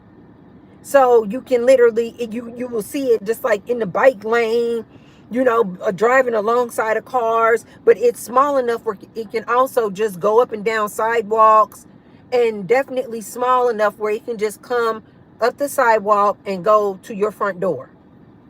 If I'm not mistaken, I think it's called DoorDash. It's definitely by DoorDash. And if I'm not mistaken, I think it's called the Dot.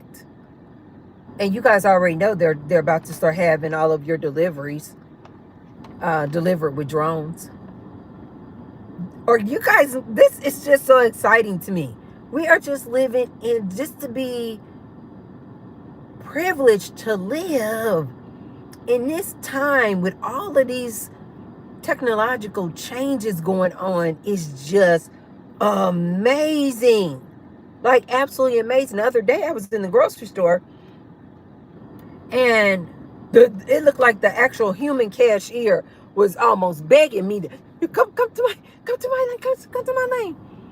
And I remember when the kiosks, you guys know, in the grocery stores, I remember when they first put those in the grocery stores, I was like, I'm good. I'll go to the, cashier. I don't want to do that because it was new. Now, you guys, in just that short amount of time, I prefer to go to the kiosk because I don't necessarily want to talk to anybody. I just want to get in and get out. Oftentimes I got my earplugs in. I'm listening to a podcast. I don't want to stop. So I prefer to go to a kiosk because I can just do what I want to do.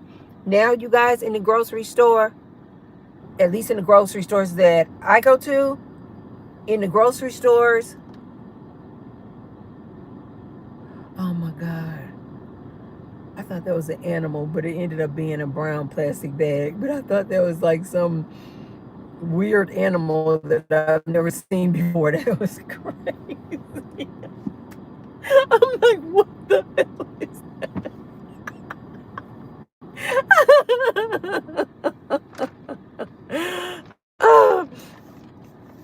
Luna says, I love chat GPT, right? Oh my God, Luna. I talk to my chat GPT every day. Every single day. And I say, before I make my first request or talking to it, yeah, I'll say, hi, how are you? But I abbreviate how are you, just HRU. And it knows, of course, what all that means. So I'll just say, hi, how are you? And then I'll ask it my question. And then it'll say, I'm doing great, Tracy. How are you doing today? And then the voice is this male voice that I programmed it to be. And every single day I'm talking to that chat GPT. Like times are just on the, I forgot what they're now saying, that basically more and more people are choosing to use their chat GPT as opposed to doing Google searches. I was like, well, yes, Parik, I'm definitely tripping because that plastic bag rolling around like that, and it's a brown plastic bag. And the way it wasn't really moving like a plastic bag. It was like in the corner, and it was just kind of moving a little bit. And I was like, what the hell is that?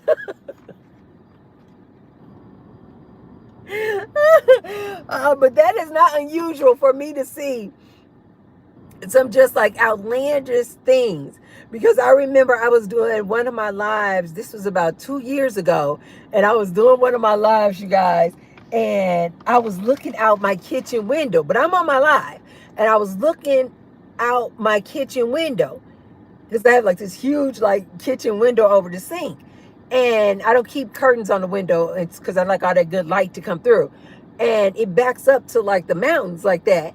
And so when I looked out the window, I noticed there's all kind of animals and things going on back there on the mountain. I used to always talk about it. We got bunnies. Yes, you guys, we actually have cottontail bunnies in this area. All around the area are these bunnies with these huge white cottontails. That was one of the most beautiful things I remember seeing when I first moved over there. But I was on a live one time, and I'm like looking, and I'm talking to you guys on the live, and out of nowhere, this long, bright red snake went shoo, shoo, shoo, shoo, shoo, shoo. And when I first looked up, I just maybe was thinking maybe it was a ribbon. And then when I was talking to you guys, I was like, wait. And then when I actually looked, I'm like, oh my God. And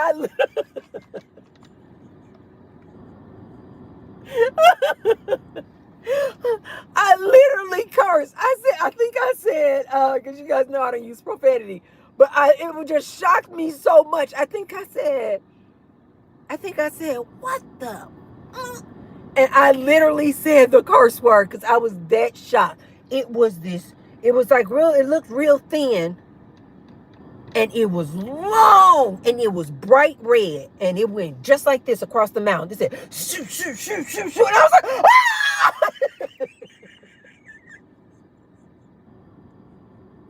Ah! You guys know I am so goofy and so silly. And I told you guys Halloween is my favorite holiday. Do you guys know, God, to give you AI answers.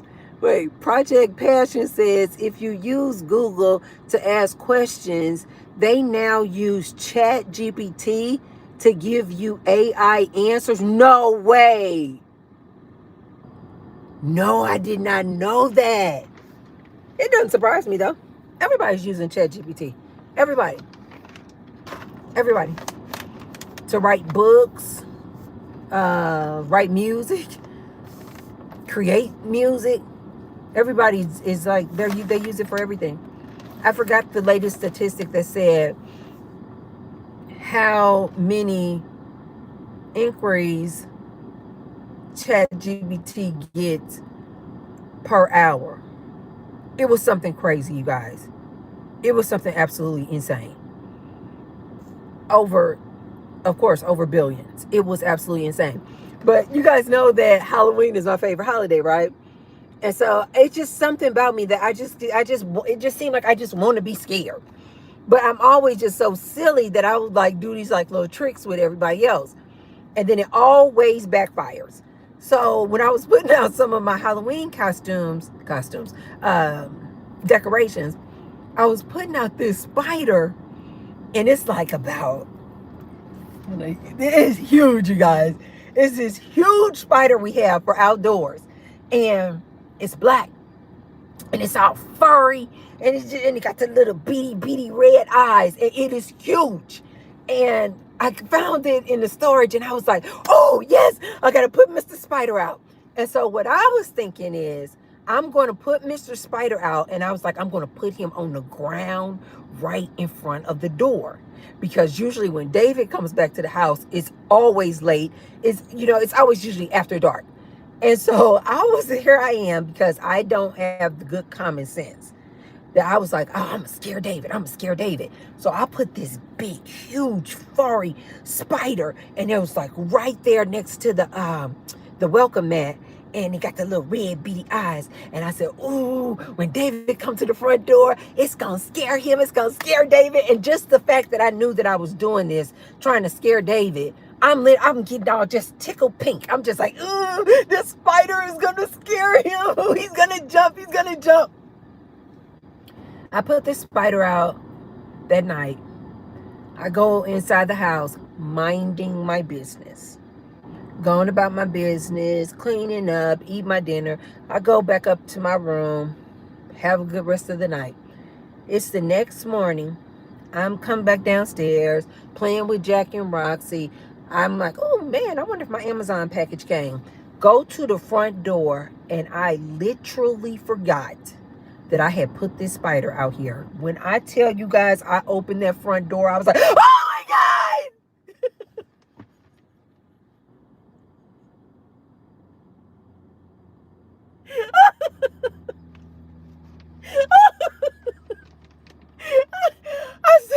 I said, Tracy, that's what you get. Trying to scare somebody. And you sat over here scared yourself. Oh my God. You guys, this is how silly. This is how silly I am. This is why I tell you guys, I entertain myself. I am my best company. I literally entertain myself. You guys know I talk to myself. I literally was like, that's what you get. Trying to scare this man, and now you got scared. Even Gary said the next day, because I was trying to tell him the story, he said, yeah, and it scared me too, Mom. He said, I had to get out. I went out the door that next morning. I had to go to work, and that thing scared the hell out of me. Now it's 4 days later, and I asked David this weekend, I said, David, did you see the spider at the front door? And he's like, yes, I saw the spider. And I was like, did it scare you? He's like, no, why would that scare me? And I told him how I ended up scaring myself. Oh, he laughed. He was like, oh, he said, so you were trying to scare me, but you end up scaring yourself. Oh, just like, and the guys around the house, they know how silly I am around Halloween. And they will intentionally, that's why I have to have my antennas up, because they intentionally do slick stuff all the time. Like last year, the thing was this little bitty black snake. It was only about this big, but it was, you guys know, it's heavy and moving like a snake. And Gary and was it last year or the year before? The guys would put the snake somewhere, put it outside your bedroom door, put it in the kitchen somewhere, and you would just come into a room, and all throughout the season, they just would hear me screaming, and they would be cracking up. I'm like, I don't understand. If Halloween is my favorite Halloween, why am I the one getting the most scared from different things out here? So this year I said, I'm going to I'm not going to say it because I don't know if these guys possibly look at my videos, but I said, I'll give me some nice little trinkets, because payback is a beat. But I'm telling you, already this year, this holiday season, I have already scared myself twice trying to scare somebody else. Oh my God. I used to have this witch, and she was, I think they call that what do they call that? A hydraulics. She would be sitting there like this, and the name of the witch, yes, you guys, be sure to say hi as you guys come in and hit the thumbs up button. Hi. What's his name? Malik? No, yeah, Malik. Hi, Malik. How are you? The spider. Yeah, the spider is not, it's not real. So it's not dead. It's not real. But it's huge, and it's this furry spider. It's at my front door. It'll be there all throughout October. Parik said, you too innocent for this cruel world. Hi, Stuco. Yes, you guys, be sure to say hi as you guys come in. Stuco says, where are you from, twin? I'm in Las Vegas. Hi, Too Fast, Too Furious. Wow, that's a cool name. Yes, you guys, say hi as you guys come in. I used to have this witch, and she had red hair. She has a name. I think I went to Party City to buy her. Oh my God, you guys, I'm clearly not the only one who loves Halloween. In Vegas, the Halloween stores started opening up like the beginning of September. People love Halloween. It is just, I think it's because Las Vegas already is considered an adult playground. That's what they call Las Vegas, you guys, the adult playground. And so I just feel like a lot of adults here, we just think of Halloween again as like an adult holiday. It's not even really for kids. It's like adults. So this witch I got, she has a name. I don't know if she's from a scary movie. I have no idea. But she didn't actually have a face. It was just like this doll, and on this head was this red hair. Red, not red like the color red, but like what they call gingers. So she had like this red long hair, and the head hung like this, and then she had on like a dress that looked like it was just soaked in blood. And she would sit on this, and when I tell you, these kids would lose their minds. And so she sat on this like pedestal like this, but it was like a hydraulic. So imagine this, and she looks like she's like a white lady, and she got the little arms, but the arms in her body is covered in this dress that looks like it's soaked in blood. And the head is down like this, and it's all this red hair hanging like this. And we get in our neighborhood, you guys, we get a lot of kids on Halloween. They literally buzz, I guess because they just look at, the word must have got out that we give out a lot of candy. You guys remember how when you were a kid, it was always like these like rich areas you would go to, because it's like they give out all the big, huge Snicker bars. Like, this is what our area is known for. So they literally bust these kids, and they let them out. They let them out down at the front gate. And they're literally on yellow buses, you guys. And they let the kids out at the front gate. And then the kids come all up and through our neighborhood going trick-or-treating. And we get a lot of kids. That's why I'm like, I already got to start buying candy, because I always run out of candy. I'm talking about a lot. I give out, I got this black bucket like this big. I have to fill that thing up maybe 6 times. And it's this deep. It has so much candy in it. And I'm literally giving out maybe 5 pieces of candy each time. I have to go through about 5 or 6 of those buckets. I have to buy a lot of candy. But anyway, but I love it because I love Halloween. But anyway, when these kids would come to my front door, oh my God, I started feeling bad, because this one little boy, he started crying so bad. And when the kids would come up to the door, you guys, it just looks like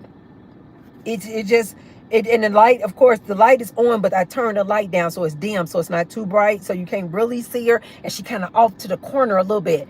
And then she's censored, so when she feels somebody coming up, she would sit down like this. And then when she feels somebody coming close, you guys, she would do this thing where she would rise up. Oh, it's called the rising something. And she would do like this, and she would slowly rise up. And then as she's slowly rising up, she goes,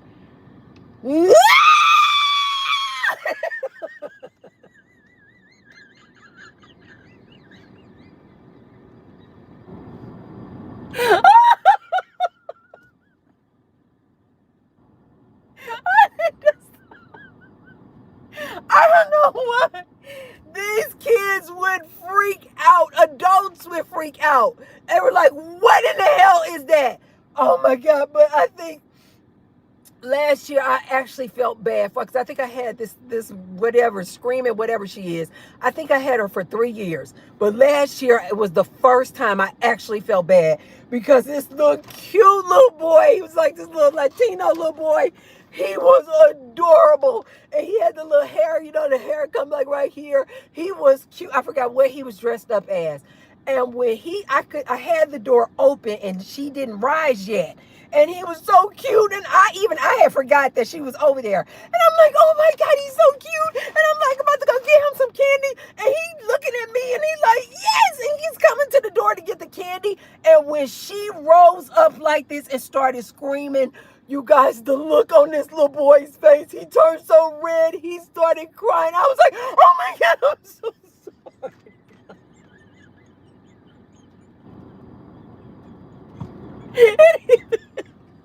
It even scared the mom. She was like, oh my God. She was like, that is scary.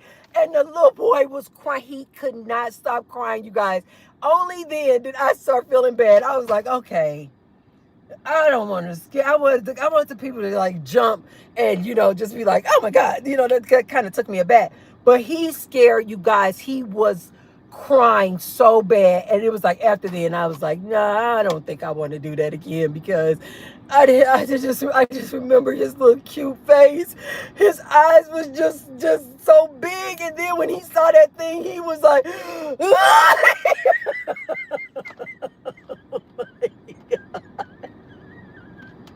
It was just too much for a look. He looked like he was no more than like 3 years old. Oh my God, I felt so bad. I said, I'm so sorry. She was like, no. The mom was like, no, it's fine. She was like, it's Halloween. I was like, she said, it just really scared me too. And I was like, oh, I'm so sorry, because he just could not stop crying. I'm like, oh God, take him home. Take him home, because I know in my neighborhood, these people started decorating last month. We like really get into Halloween. And this one man's yard, he got so much stuff in his yard that I'm just like, I already know. If you go to his door, I'm sure he got something way scarier. But that little screaming, whatever she was called, oh my God. She started falling apart after last Halloween too. We couldn't really get her to just sit up. She kept falling over, and so then I just eventually just gave her away, threw her in the trash, something. Yes, you guys, be sure to say hi as you guys come in. Malik said he was traumatized. Yes. Oh my God. Oh, Twanda, yes, I didn't want to traumatize that baby. Malik said, poor baby. Oh my God. I was like, I could not believe that. Oh, I love Halloween. I remember when I was a kid, and we would go trick or treating. It was always somebody on the route who just went above and beyond. And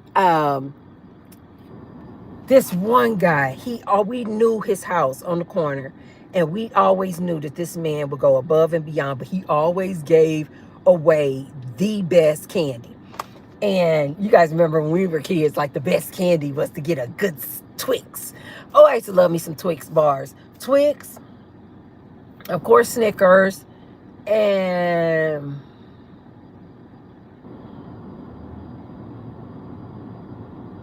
what candy did I used to? I've never really been a candy person, but I used to love me some Twix. But anyway, this man on this corner used to always give away the best candy. But he was all in when it came to Halloween. And we as little kids, we knew he was all in as far as trying to scare the kids. But it was just like, but you still had to go to his house because he always gave away the best candy. And I'll never forget this one year we went trick-or-treating. And we were like, okay. And his house didn't have all the decorations out in the front like it normally does. So we were like, that's unusual. Maybe he didn't really get into it. But he had his light on, so we knew we could go and knock on the door and say trick-or-treat. We went, we knocked on this man's door, and we were trick or treat, smell my feet, give me something good to eat. He was like, oh, okay. He's like, oh, the candy's right there. And he opened up his door, and right inside the door was this like a round rug, and he had all this candy, you guys. I mean, all of this freaking candy. All different flavors, everything. Imagine the rug was about, I don't know, the diameter of maybe 8 feet around. And it was filled on the floor with all this candy. And he was like, oh yeah, kids, come on in, get your candy. We went rushing in there, blah, blah, blah. The minute we got in there, he had somebody in a reclining chair. You guys remember one of those old school recliner chairs?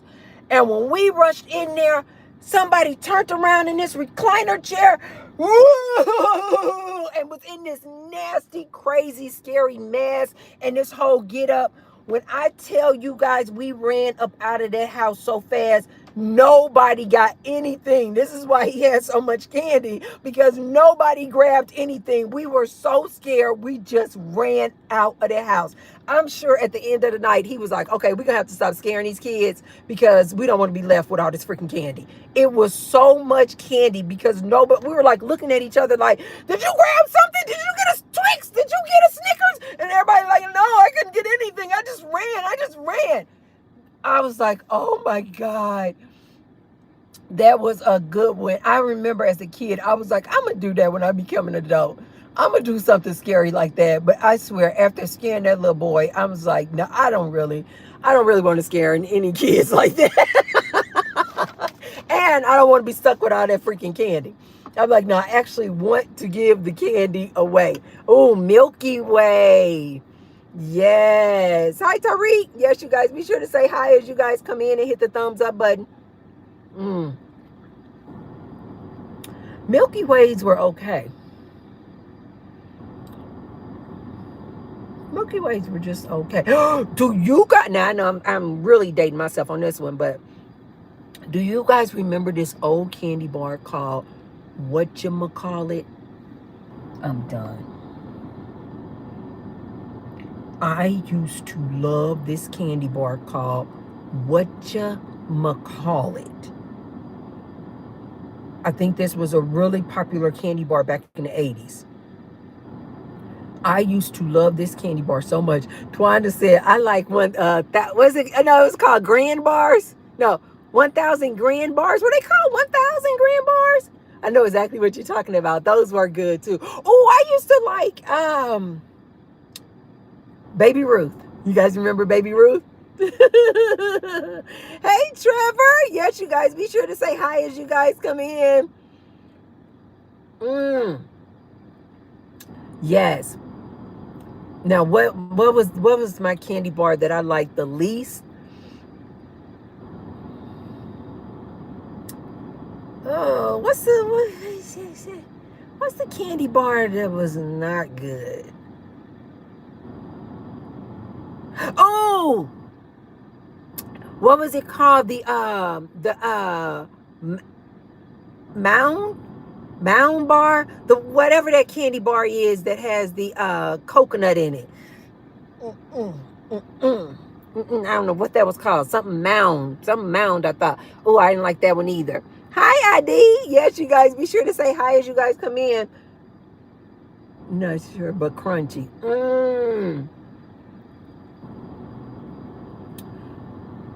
Hi. What does it say? OV. No. Virgia says hi. Yes, you guys from Brazil. Wow. Yes, you guys, be sure to say hi as you guys come in and hit the thumbs up button. Hero said they're teeth destroyers. Yeah, they are. But when you're a kid, man, that's part of being a kid, enjoying some good candy. I cannot tell you guys the last time I've had candy. The closest I get to candy nowadays is if I get those, I told you guys about those, like my little Atkins treats. Hey, Rachel says, hey, boo. Hey, girl. I haven't seen you in a couple of weeks. If I get my Atkins treats, then I'll get the Atkins granola bar, the pretzel chocolate granola bar, and Atkins has these really good M&Ms, but they don't say M&Ms, but the package looks like M&Ms. The candy looks like M&Ms. Those, you guys, are really good, but these Atkins treats don't have sugar in them. And so this is what I will eat if I want a little sweet treat. But candy, like real candy. Tootsie Rolls used to be really good too. I have not had actual candy. Probably decades. Nowadays, if I want something and I'm willing to eat that sugar, I'm going for my favorite dessert, which is cheesecake. Oh, I love me a good cheesecake. Oh, Hershey Kisses are good. What's your favorite candy? Atkins Shakes. Ooh, and they healthy for you too.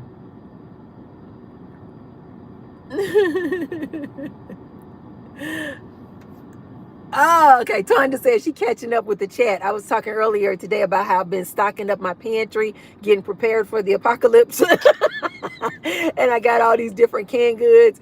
And I was telling Chad what I had got for my canned goods. And Twanda said, did I get canned salmon, sardines, tuna, chicken to your pantry? Okay, so Twanda, I have some canned chicken. I got a couple of cans of sardines, Twanda, but I need to get some more sardines, and I definitely need to get some more tuna. Oh, I still have some canned salmon left from when I made that one lunch dish last week that I was telling you guys about, where I used this canned salmon and jarred or pickled asparagus. It was really, really good. And I had it for lunch. So from when I bought that canned salmon, I think I still have maybe 3 more cans of salmon left. But I definitely need to get some more of that canned salmon. You know, another thing, when I was looking up canned goods on Amazon, have you guys had jack mackerel? Ooh, Rachel, my grandmother used to make the most delicious salmon cakes. What would she call them? Salmon croquette? Oh my goodness. I remember saying, I'm gonna have to learn how she used to make those. Was it canned salmon she was using? But she would mix that up with some breadcrumbs, egg, celery, and would fry it in that pan. Ooh! You talking about delicious. Twanda says sardines and eggs are delicious. And I love sardines, Twanda. I have never had sardines with eggs. And yes, a lot of protein and omega-3. That's why I started eating sardines, because they have such a high content of omega-3. And I get these sardines, Twanda, in the jar in my little local grocery store. They have smoked sardines, and they're like standing up like this, and they're in a jar like this, like in the section where maybe you would find olives or things like that, but they're actual smoked sardines, and they're in the jar. I love them. Smoked sardines in the can are really, really good too. When I was eating things like crackers, oh, I would have a little cracker, just a saltine cracker with that smoked salmon on top. I mean, not salmon, sardine. Baby. Okay, Rachel said yes, with the egg and the breadcrumbs to make the salmon croquette. We used to love that.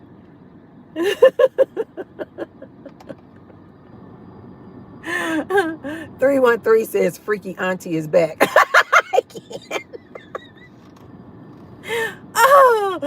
Oh my God. That is so funny to call me freaky and I'm celibate. That is hilarious. But it's all in the mind, baby. It's all in the mind. Twanda said, my grandmother used to always have a stash of salmon. Yes. And her cakes were yummy. Ooh. And we put a little dollop of, she used to make some little cream with it too. It was like mayonnaise, some dill, herb, mayonnaise, and something else. Maybe a squeeze of lemon. And we put a little dollop of that on top of that salmon croquette. What? What? You talking about good eating? Rachel said, why PR guy jealous psycho? I had dump him if I'm home taking nap. Answer the phone. He accused me of being with a man. If I go out cafe study, he was accusing me as well. Did somebody knew you dating Rachel? Rachel. Rachel, you always out and about doing something. Did somebody know you dating? A psycho. Yes. Yes. I always want to put their thumb on you, want to know where you at. Oh, from the past. I always want to put their thumb on you. Want to know where you are, what you doing. But you know what, Rachel? My mother told me that when I was a very young girl. She said, any man who always wants to know where you are and what you are doing is because he's out there cheating, and he wants to know where you are so that he doesn't bump into you while he out there doing what he is doing. Yes. Ah.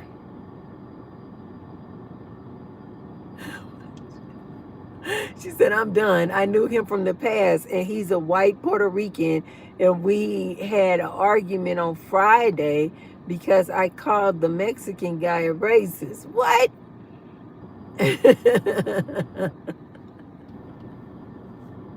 Rachel, you be dating all of the rainbow. I love it. I love it. Oh, you said Puerto Rican. I've never dated a Puerto Rican guy. I've dated a Cuban guy.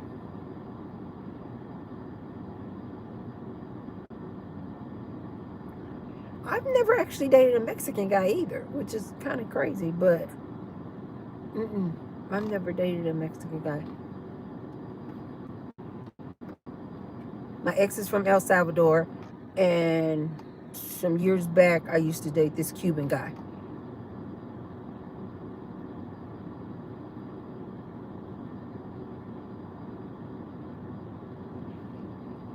Rochelle says, I'm brown Latina.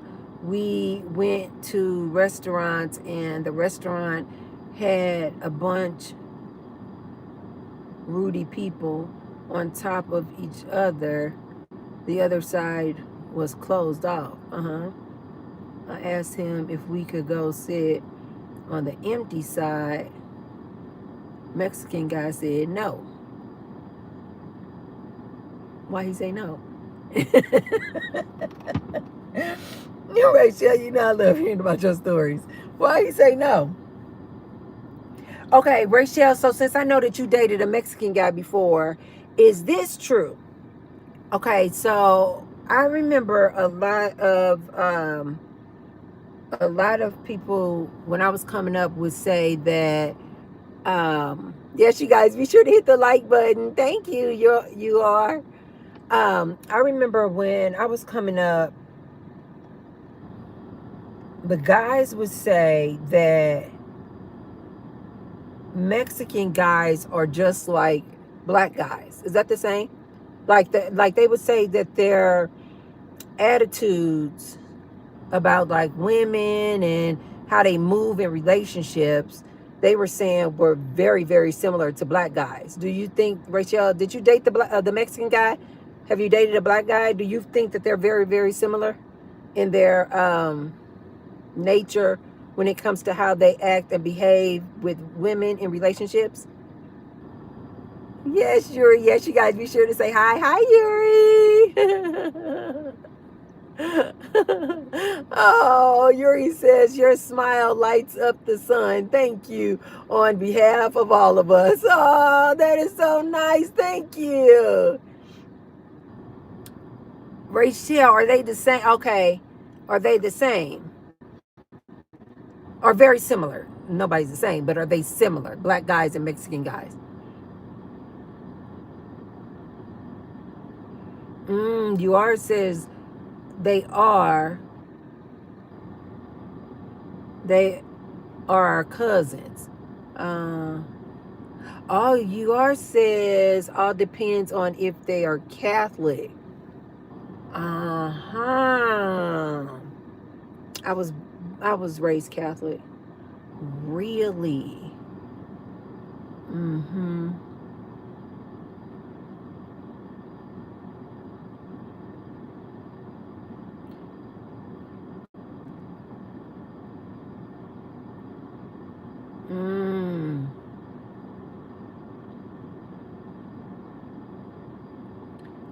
with a new Puerto Rican guy. He was supposed to meet me in front of the restaurant. He stayed across the street when we met up. He said, "Oh, I wanted to see where I came from." Oh, he probably wanted to see you, Rachel. He wanted to see you walking. He wanted to like see you before he actually said something to you. Oh, Rachel said no. She feels like the Mexican guys and black guys are not the same. That's a lie. Mm.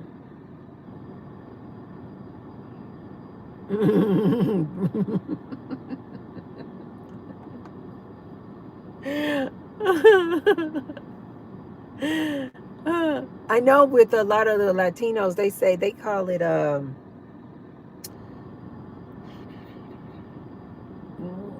machismo, machizo.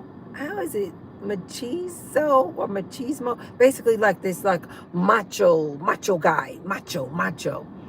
They said that a lot of the Latino guys are like that. Yes, you guys, be sure to say hi as you guys come in. Hi, Ali, Alo. Says, hi, beauty. Thank you so much. No, he said he wanted to see where I was coming from.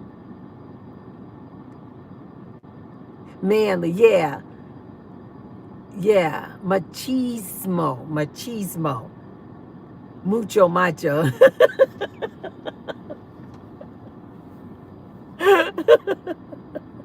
Yeah, I did hear that. I did hear that. That they can be, they never even been to the Caribbean. He stayed in the U.S. He was raised by a single mom. Yeah, that machismo is what I heard that a lot of the Latino guys display. And from my experience dating a Salvadorian and a Cuban,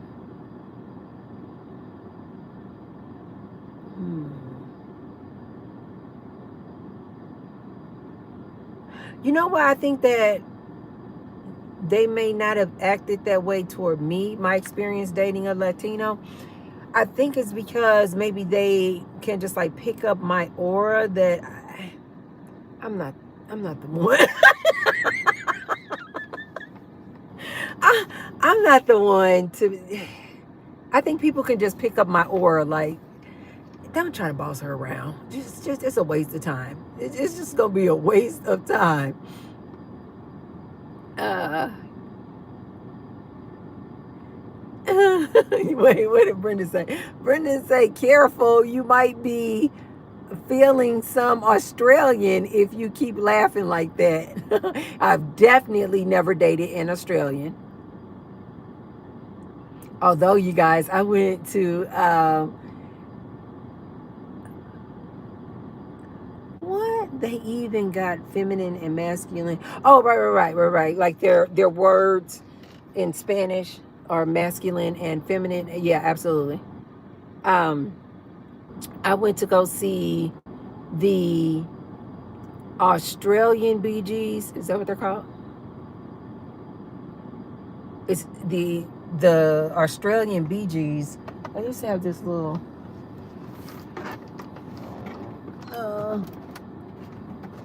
Oh, there it is.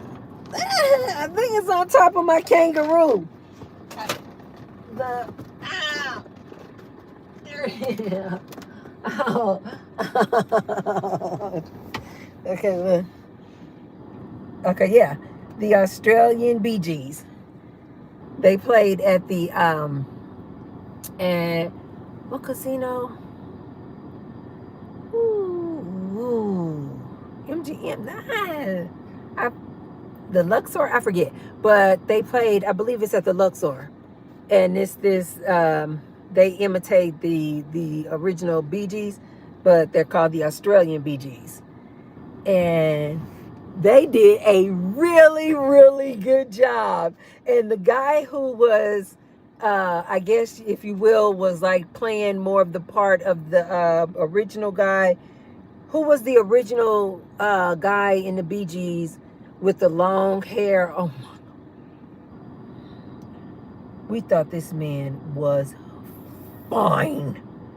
Barry Gibb, I forget. Anyway, this guy who was in this Australian BGs in Las Vegas, he looked very, very similar to him. He was a really good singer. You guys, he had the long hair. They kind of had like feather back, and he was really, really nice looking too. I was up in there screaming like it was the real BGs. I was like, ah! And so after the concert, they had these little stuffed dolls and things like this, and you can kind of see where he signed on it right there. And they had these, and I was like, and all the I think it was like 3 or 4 of them in the band. And so after the concert, they were signing, autographs on these, little stuffed animals. And so then there's a kangaroo. And so then I was like, no. After I got my kangaroo, and I was like, no. I said I want him to sign it. And he was the lead guy who looked like that, whatever that very guy was. He was dreamy. I was like, no. I said, I'm sorry. I said to the other guys, I said, I'm so sorry. I said, but I want him to sign it. And so then he's like, me? And I was like, I'm thinking to myself, why are you trying to act so surprised? Like you don't know that you are absolutely gorgeous. And he was like, me? And I was like, yes, you. I said, I'll wait in line. I'll wait for you to sign it. He's like, oh, okay. And so then when I got up there closer to the line, he got his little marker. He signed. I was like, ah! And so he rides in Matthew with me. He's so cute. Every time I see this thing, I think of that lead singer. He was fine. I wanted to just run my fingers through his hair. I was like, oh, you are fine. My girlfriend was like, oh, okay, so that's your type. I was just like, he just fine. I'm gorgeous is my type. Whoever is fine. I'm like, woo, that man is nice looking. Right? Oh, look, I told you guys, Rachel is always doing something. Rachel says, I'm going out with a hot African, darling, tonight. He's, no, Rachel. No. Rachel said he's married, but I don't care. He gives me peace of mind. No, Rachel. Oh, Rachel, no. Rachel, they're taking people, man. Oh, no. Oh, Rachel said he married. Oh, my God. Oh, they got to share it.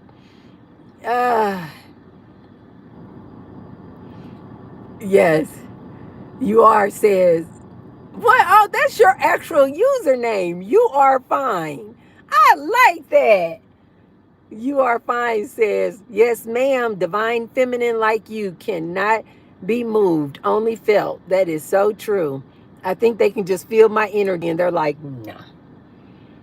No, I can't control her. She's not going for it. Randy says modern women are not worth the trouble. Randy, are you celibate? I want more of these modern day men who are fed up with modern day women. I want you guys to start encouraging each other to be celibate and just leave women alone.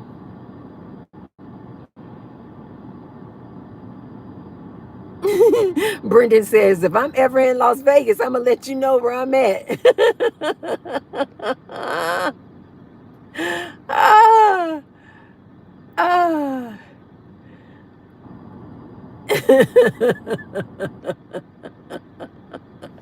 Your divine said, Randy must come with clown shoes. Ah.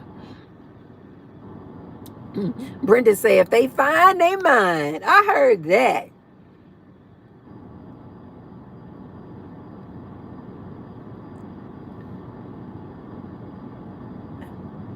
Rachel said, I'm a man stealer. I can't.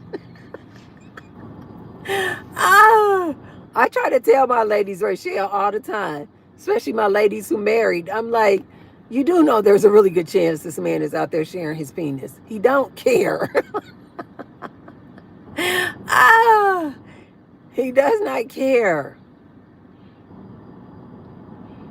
Rachel says she not falling in love. She just having fun. I know that's right. That's what it's all about anyway.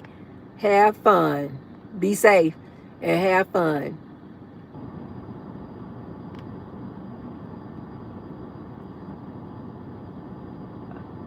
Oh, yeah. Brandon said it sounds like there's some truth to all the good men are married or like the sausage. Yes, yes, yes, yes. Did you guys see where a lot of these ladies on the dating apps, they're like, it's more married men on here than single men. Yes, to all of my married ladies, married men are out here on the dating apps. What in the hell?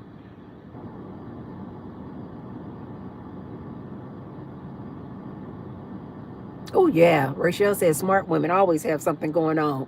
Absolutely.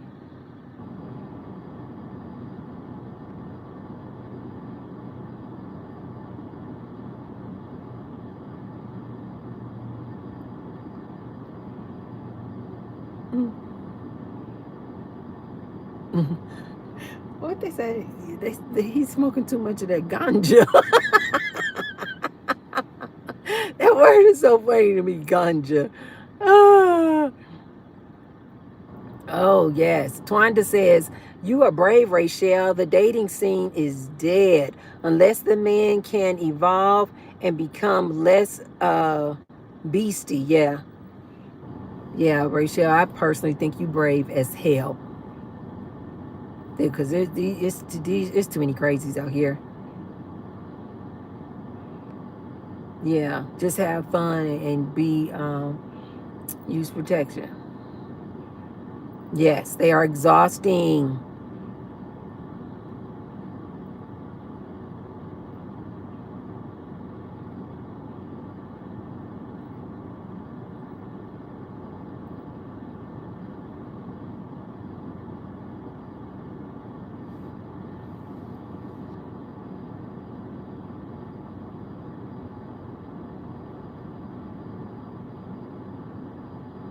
What? Rachel says she would rather go out with married men. Really? You know what? Now that I think about it, going out, I mean, when you set aside, if you have moral issues with that or not, but going out with a man who's married as opposed to a single man today, I don't know. It might be some truth to that, Rachel. It might be better. I mean, like safer is what I mean. Safer. It might be safer. I don't know. If he knows that he has a wife and family that he needs to go home to.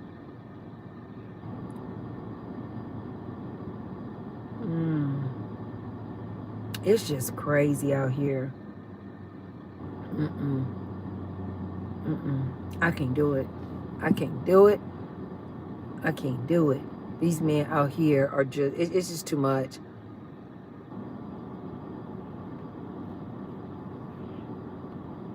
Exactly. Brendan said, but being happy is priority. And I think the most subjective in life, what is happy? Exactly. Because happy is different for everybody. It's different for everybody. As I've told you guys, the older I get, I am amazed at how little I need or require to be happy. Like, my fur babies make me so freaking happy. Just spending time with my son, going out on a lunch with my son is like the best ever. Spending time with my family. These are things that cost nothing, but they just bring me the most joy. I just absolutely freaking love it. Going out with a girlfriend, having a good coffee date. Oh my God. You're talking about a blast. I just love it. Going out with my friends, going to a new event or a new restaurant, sitting around, just having good conversation. But now that I think about it, I have always kind of been this person where I have always loved a good dinner party, good wine, good conversation. You guys know I don't drink anymore, but I used to love this, even in my 20s. And I think it's because when I grew up in this around and going to Catholic schools. And so I remember I would always see like the gatherings in the rectory and the priests and the nuns, and they would just be sitting around this big table, having a good meal, breaking bread, having wine and good thought-provoking conversations.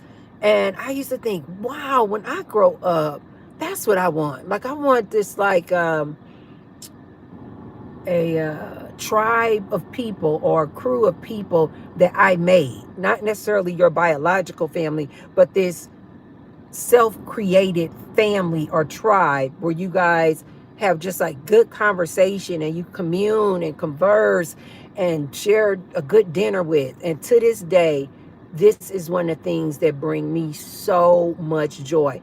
When I was in my 20s, you guys, instead of like 20-year-olds, want to go to the club and all this type of thing. No, you guys, I used to in my apartment, I used to throw these lavish, like upscale, top of the line dinner parties.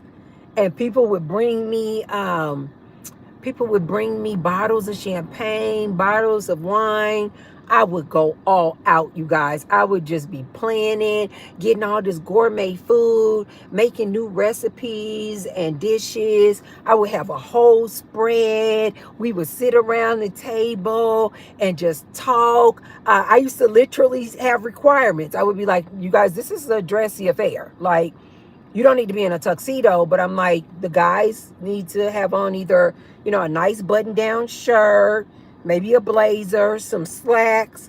I'll never forget, one time I had one of these dinner parties, and one of the guests that I invited, because I was like, you guys, because I felt like, okay, I'm putting out all this money to buy all this food and alcohol and desserts and all this, top of the line. So I'm like, what I require for my guests is that you guys dress the part. And so the ladies will come in really nice dresses, not formal, but just a nice little dress. And the guys, I would tell them, dress like you would dress if you were going out on a nice dinner date. And one of the guests that I had invited one year to my dinner party, something happened where I think he had to pick up his sister or something from the airport. And he ended up picking up his sister from the airport. The sister wasn't invited to the party, but he still wanted to come, and so the airport was en route. And so he stopped at the airport to get his sister, and when he showed up with his sister, he's dressed the part, but the sister was like in a tank top and some flip-flops. This is how serious I used to take my dinner parties, you guys. When I saw his sister, I was like,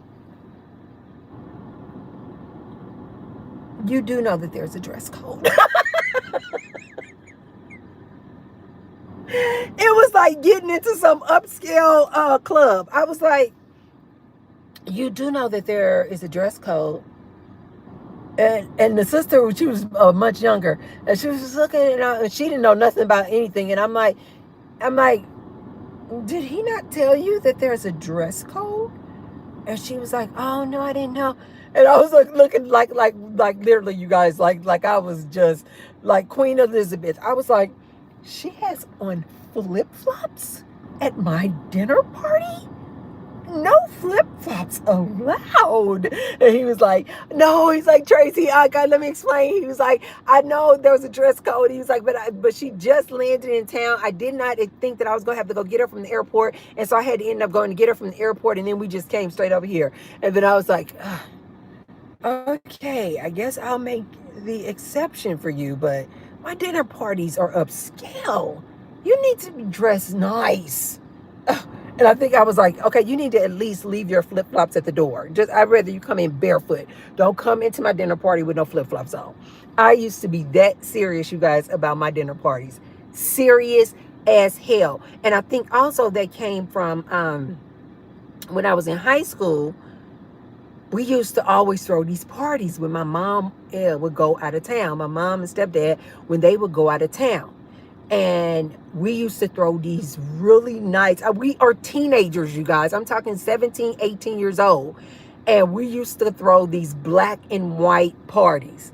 And part of the requirement was it was a dress code. You needed it to be in nice attire, and it needed to be in black, white, or black and white. And if you didn't have on black and white, you couldn't come into our parties. Yeah.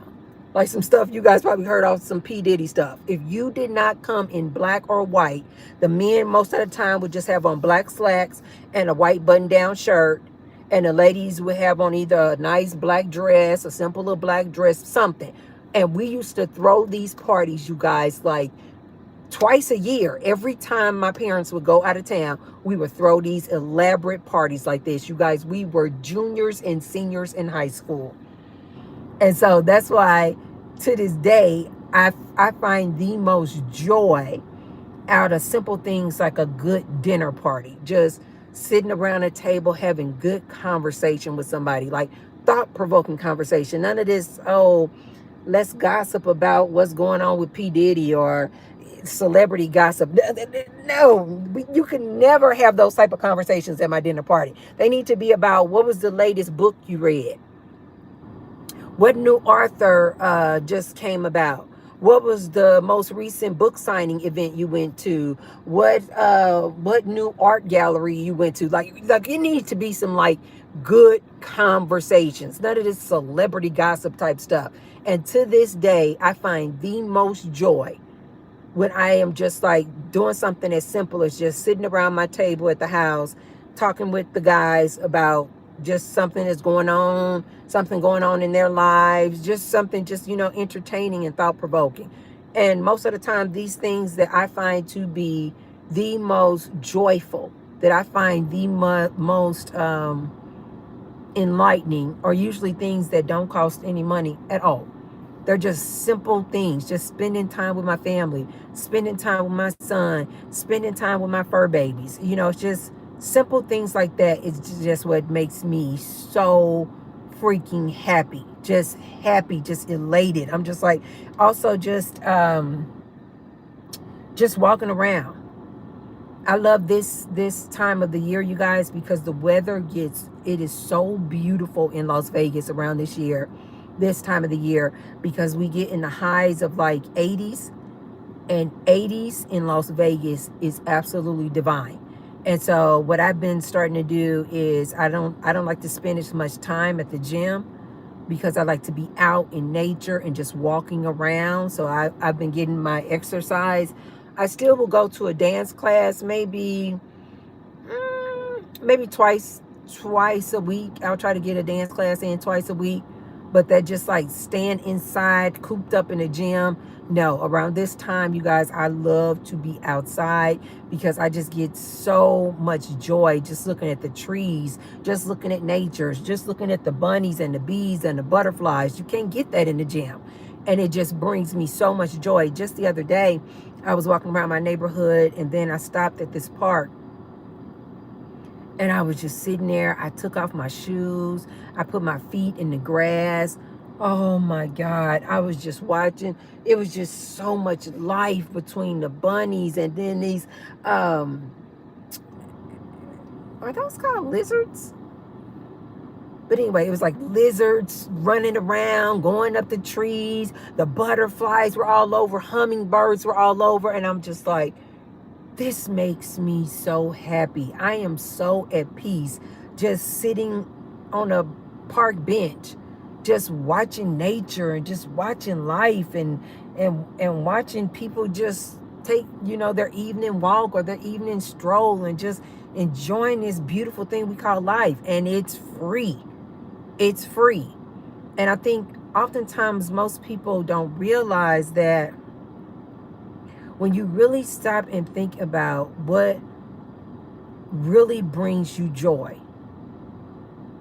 I think most people will realize it's not necessarily being in some relationship with a man or a woman. It's not going to some expensive 5-star restaurant. It's not going to some club, the latest club, getting bottle service. Most of the times, the things that will make you the most happy are things that are like literally free.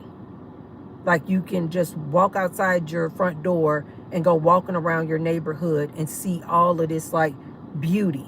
If you are open to it, you can see all of this just like beauty up in the trees and the acorns and how beautiful those flowers are blooming. Like it'll be just beauty all around you, that if most people would sit and think about it, the things that really and truly just like warm your heart and make you the happiest oftentimes don't really cost a lot of money. I remember when I was back in Missouri, they would give these free concerts in the park. Oh, that used to be so fun. Do you remember when this was really popular, you guys, where people would go to the park and they would bring their picnic baskets or a blanket, and they in Vegas they call it Twilight movies at the park, or Twilight at the park, something like that. But around sunset time, they in different parks, you guys, they will have this projector and they will play a movie. It won't even be a latest movie, but you just come in the park, you bring your chairs, your lawn chairs, a blanket, whatever, and you just everybody's just sitting in the park, you guys, just watching this movie being projected. It is so freaking fun. It is so fun. Don't cost a thing. Don't cost a thing. You guys would be amazed at how much joy you can get out of life. One, when you stop trying to rely on somebody else to make you happy. When you stop looking and seeking for somebody else, some other human to make you happy, and you realize that you are responsible for your own happiness. And when you start learning how to love yourself and make yourself happy and start doing things that you enjoy doing, you'll realize then that it doesn't matter where you are. It doesn't matter what city you're in. It doesn't matter if you're in a relationship or not in a relationship. It doesn't matter, because you literally create your own happiness. So wherever you go, your happiness goes. But this also works on the polar opposite end. This is why I always tell people when they're like, oh, when I move to this new country, I'm going to be happy. When I get this job, I'm going to be happy. When I get more subscribers, I'm going to be happy. When I open up this business, I'm going to be happy. When I get this new car, I'm going to be happy. And I always tell people, no, you're not. You know why? Because you take you everywhere you go. It doesn't matter. You could have 5 luxury cars. If you're not happy in here, you're not going to be happy with 5 luxury cars. You could get the C-suite and get the best promotion ever at your job. If you're not happy in here, you'll be sitting in your C-suite at that corporate job, and you will be in your office lonely and unhappy. You could get 5 million subscribers. If you're not happy in here, you're still going to be a lonely, unhappy person, because you take you everywhere you go. You think you're going to move to Thailand. You think you're going to move to Colombia. You think you're going to move to Brazil. When you move out the country, then you're going to be happy. No, you're not. You take you everywhere you go. And if you haven't learned to be happy just with yourself where you are, not to be complacent and want to strive to do better and be better, but just to be happy, just to be alive, just to be here, experiencing this human life experience, and just being happy with where you are right now. If you're not happy where you are now, it doesn't matter how many degrees you get, what big pretty house you buy, what country you move to. It doesn't matter. You will still be miserable. It doesn't matter, because you're going to take you everywhere you go. Okay, you guys, I'm going to get out of here. Tonda says we have a local artist at certain strip malls on the weekends, free of charge. Oh, I love that.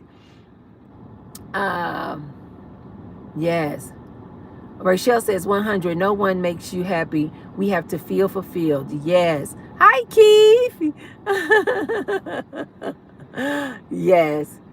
Twanda says, I agree, but many are propagandized to consume. Yes. It's the programming, Twanda. It's the programming. They always want to sell you something. If it's not one thing, it's another. They just want to sell you something, and they make it sound so good. Yes, when you buy this product, you're going to be happy. Yes, when you buy this product, you're going to be happy. It's lies, you guys. it's all just the programming. We live in a capitalistic country. They're just looking to sell you something.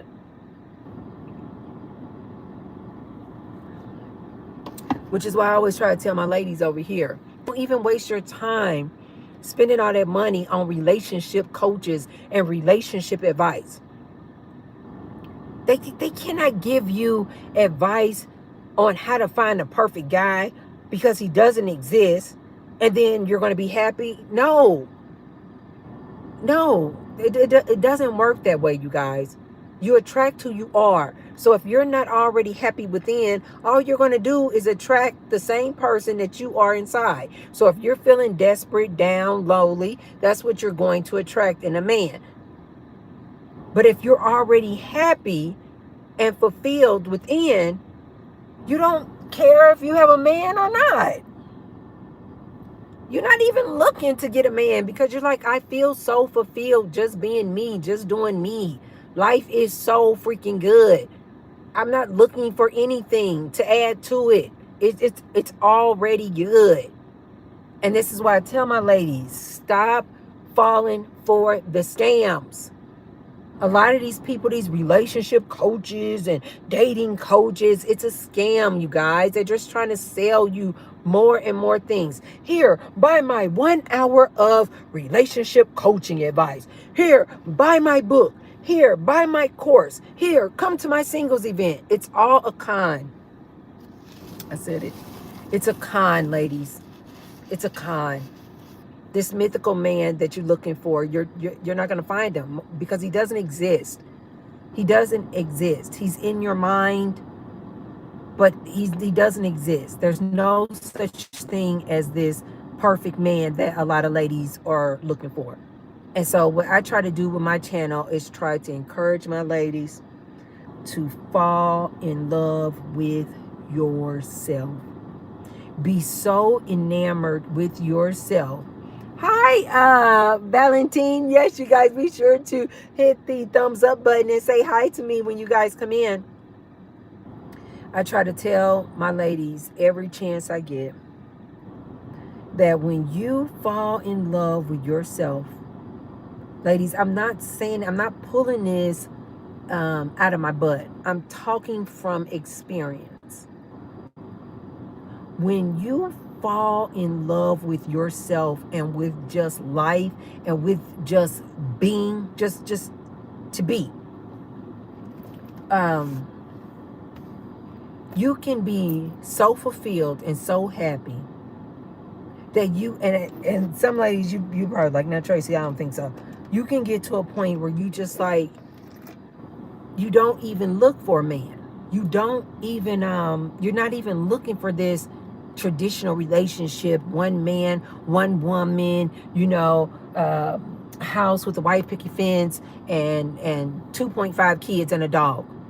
When you start getting so happy in here and so fulfilled here, you just stop looking. You just stop looking because it's like, why do I need to look for something or someone to make me happy if I'm already happy? This is why I tell you, ladies, I already know when a woman is not whole or feeling whole and complete or fully loves herself, because when you get to a point where you are complete and you know that you are whole and complete, just you on your own, you would never even let it come out your mouth, I'm looking for XYZ. I'm looking for a man who's XYZ. It would never even come out your mouth because you're like, why would I be looking for anything if I'm already fulfilled? If I'm already whole? There's nothing that can even fit in this wholeness because I'm already complete. Now, if I just so happen to come across somebody who complements my wholeness, who I enjoy spending time with, who is a compliment, then that is a bonus. But stop looking for somebody to complete you, like your other half. To me, I think those feelings of incompleteness, you need another half. You need a man to feel whole. I think that is so unfortunate, and I personally think it's just sad. I think it's sad. In the spiritual realm, you guys, when you're manifesting things, this is why when I'm talking to you guys, I say things like, I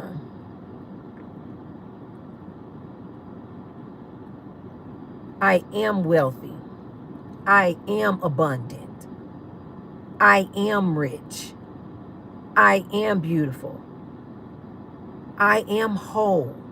I am love. When in the spiritual realm, you guys, when you are looking to manifest something, you speak it because our words are so powerful. This is why I have so much dislike when people speak words, I am, and it's something negative. And in the spiritual realm, you guys, when you are looking to manifest something, one of the first things you learn is that you speak it into existence. So you don't say, I will be wealthy, because that's future tense. That's indicative of you are not already wealthy. When you say, I will be whole, that means that you're not already whole. I will be rich means that you're not currently rich. But in the spiritual realm, you guys, when you are wanting to manifest something, the past, the present, and the future are all the same. They're all right now. The only thing that matters is what's going on right now. So you speak in the present moment. I am wealthy. I am whole. You then embody that thing. You have to say to yourself, what does a person who is wealthy, how do they act? How do they behave? How do they speak? Right? And just think about that, you guys. A person who is already wealthy, let's just talk about money. They would never speak words like, I can't afford. I'm broke. I don't have enough money. No, a person who's already rich, they're like, I can have anything I want. I can have anything I want. It's just a matter of what do I want? And so this is what you learn when you're learning how to manifest things, you guys. You have to ask for it, speak it, literally vocalize it. I want a 5-bedroom house, 2-story house with a swimming pool. You speak it, you set it out there because you've already asked for it. Get in a receptive, high, positive vibrations, receptive mode to receive that thing that you asked for. And you have to know that it already exists and it's already yours. It's already yours. Just imagine that it's in its vibrational form. And you just haven't seen it in its physical form yet. But just know it already exists. The minute that you ask for it, that means it already exists. Now it's about pulling or attracting it to you. You guys, I was just thinking about this today. This is how I manifested my house. When I was trying to tell my ex at the time, I was trying to tell him, I said, I can manifest anything I want. And he was just kind of laughing at me like, okay. But you could tell he wasn't really taking it serious. I said, no, I can literally manifest anything I want. And he's like, okay. I said, like now, I want this house. And I told him what type of house I wanted. And he was like, okay. At the time in Las Vegas, the housing inventory was really, really low. There was just not a lot of houses available on the market. And even my realtor was like, it's not. I was like, I got real specific. I said, I want to live in this zip code. I said, I want a 2-story house. I want 5 bedrooms. I said, it must have a swimming pool. I said, and I already visualized, because you have to visualize it, you guys. And I had already seen, because you have to embody it. And so I was like, what does that look like? You have to picture yourself with doing or in that thing that you're trying to manifest. So I just started closing my eyes, you guys, and you have to visualize it. One of my favorite spiritual teachers is Neville Goddard, and he is known for his ideology on the law of assumption. You have to just assume it's already yours, that you have to just embody that thing. And so I started visualizing, just closing my eyes right before I went to bed, all throughout the day. When I would think of it, I was just like, what does that feel like to be in this house that I said I wanted? I didn't pay attention to nothing that the news was saying. My real estate agent, everybody's saying inventory low, inventory low. Ooh, Tracy, I don't know if you can get that. Inventory is low. Ooh, it's low. I then visualized myself, and the first visualization that I had, I was sitting in the kitchen of my new house. I was at the kitchen table. I was drinking coffee.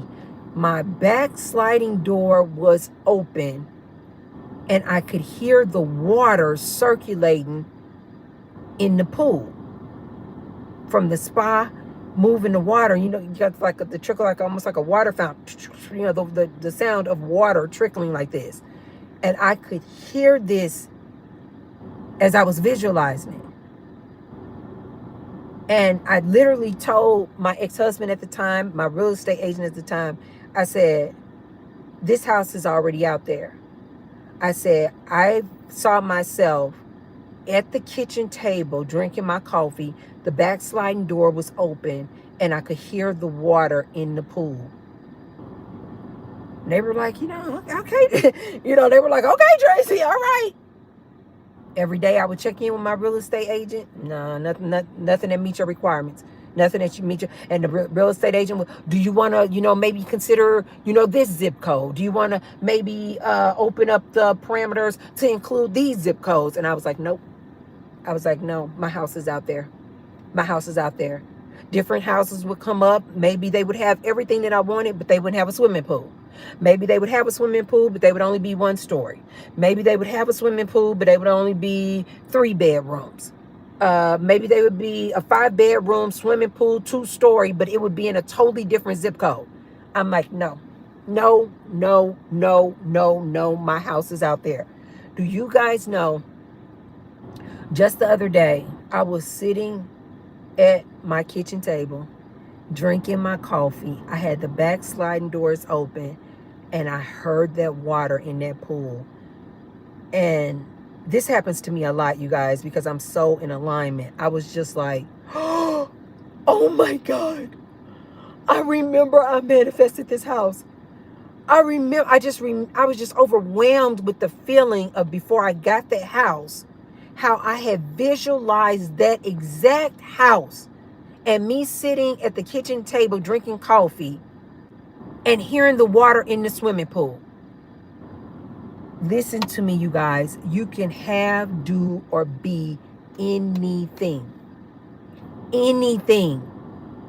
But you have to vocalize it, say what you want, but more importantly, you have to visualize it and you must embody that thing. So if you want to be wealthy, if you want to be rich, you have to say, I am rich. I am so abundant.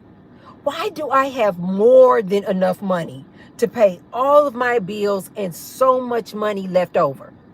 You have to say to yourself, what does that feel like? What does a wealthy person do? Like, what is the lifestyle of a wealthy person? Like, you have to ask yourself, like, would a wealthy person be having dinner at McDonald's? Probably not. You said you want to be wealthy. You need to start acting like and behaving like a wealthy person. You guys, I have manifested so many things, people, places, events in my life doing this. It would blow your mind. My ex-husband, before I met him, I was like, I want to get married again. And I was like, then my new man, my next man, and I literally said everything, you guys. I said, he's going to be a white man. He's going to be tall. He's going to have blue eyes. And he's going to have blonde hair.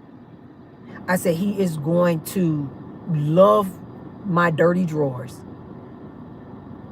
He is going to just be enamored with Tracy. Do you guys know, after I had put that out there, probably within 3 or 4 weeks, this man had came and was in my inbox and we met online. He's actually the reason why I moved to Las Vegas.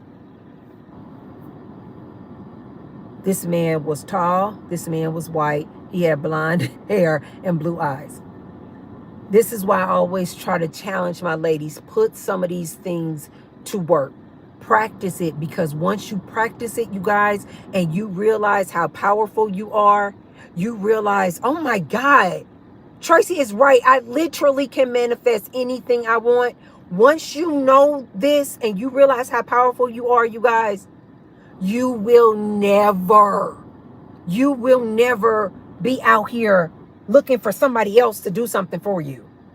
You would never be out here looking for somebody else to give you a house, somebody else to give you a car, somebody else to introduce you to a man. Because you'll realize, wait a minute, it's me. I'm literally creating my own reality. I can manifest anything, anyone that I want to. I can manifest anything. You guys, it is so liberating, but it is such an empowering feeling when you understand that it's all you. It's literally all you. And as I've mentioned before, I think a lot of people don't like to embrace this concept because they feel like, wait a minute, if I'm creating my own reality, then that means that you would have to take accountability for everything that goes on in your life. You can't blame anybody. This is why you guys never hear me in my videos when I even talk about something, somebody did me wrong, or a man cheated on me. It's like comical, because I'm like, I attracted that man into my life. I created my own reality. If I no longer want to be with a man, guess what? I just erased that man out of my reality. It's no love lost. I literally thank all of my exes. I'm literally like, thank you for being in my life at the time in which you were in my life. And now I release them back into the ethers. It's no hard feelings, anything like that. It's like I attracted that person for a reason. Marco says, why are you black? So here is my beliefs on this. This is the reason why I often tell black people, this is why I can't engage with black people about somebody racist, somebody did me wrong, somebody only treating me that way because I'm black, or I'm a victim because I'm black, and I have to suffer all the consequences because I'm black. This is why I never engage in those kind of conversations, Margot, is because I personally feel like we humans are source. That source is this infinite intelligence, this non-physical entity. Some people may call it God, some people may call it Allah, some people may call it spirit. I just say source. I think we all came from this source, this higher power, this infinite intelligence, this higher consciousness, and that we are all source having a human experience. Tracy currently is having the human experience as a black woman. That person is having the human experience as a white man. That person is having the human experience as an Asian woman, as a Latina woman. But I believe that we are all connected. We are all entangled. We are all one. Imagine like a tree is source and we are all just branches off of the same tree. We are the same. So I personally feel like I am source. You are source. Just having a human experience as a white man, as a black man. I personally feel that I am source, and I chose to come and have the human experience as a black woman. This is why I can never get down with the whole I'm a victim, because I'm like, how can I be a victim of anything when I am source and I chose to come in this avatar body? I said, I want to know the human experience of a black woman. I chose to come in this avatar body. And so this is why I tell you guys, I may sound abrasive or insensitive when I talk about death. It's because I don't believe we actually die. I think this avatar body dies, but I just go back into my energy source. This is just my beliefs, you guys. This is not to discredit anybody's religion or anything like that. This is just my beliefs. But this is what also makes me walk around this earth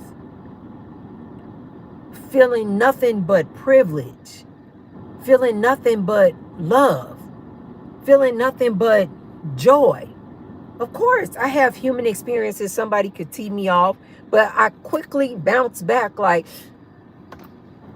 it's just part of the human experience. So when people do me wrong, when a man cheats on me or something like that, I'm like, okay, that man was in my life for the time that he was in my life for that experience that I obviously wanted.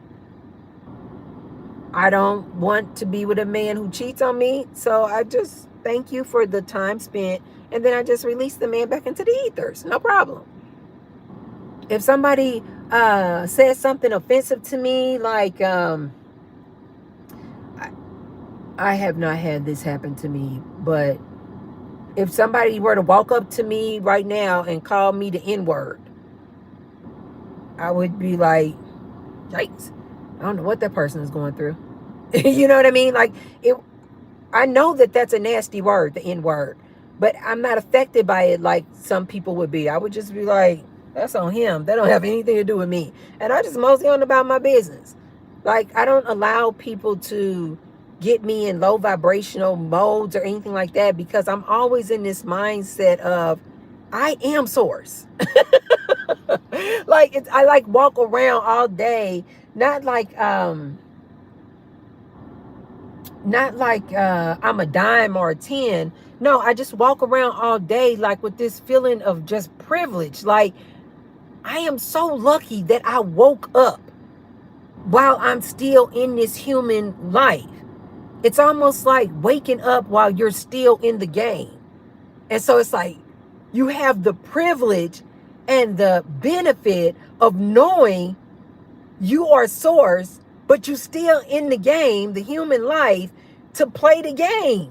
So you like, so I literally, you guys, just walk around all day, just like playing with universe, just like, oh, what do I want to create now? What do I want to manifest today? What do I want to do? You know, like that. This is how I walk around all day, every day, you guys.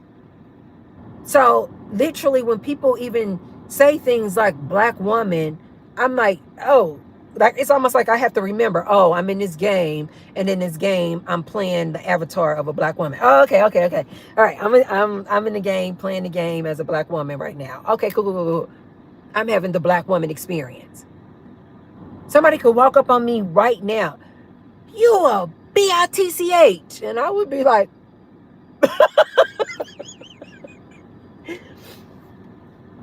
okay. And then I would just be like, okay, and I would just keep it moving, just like that person is having, yikes, that person is having a really bad day, and I keep it moving. I don't let humans affect me, because I know who I am. I know that I'm just source having a human experience. This is why I tell my ladies on my channel all the time, a man can't tell me nothing. I know who I am. This is why I tell you guys, a man can't try to control me. A man can't come to me and like, you better sit down, shut up, and submit. I'm like, do you know who you're talking to?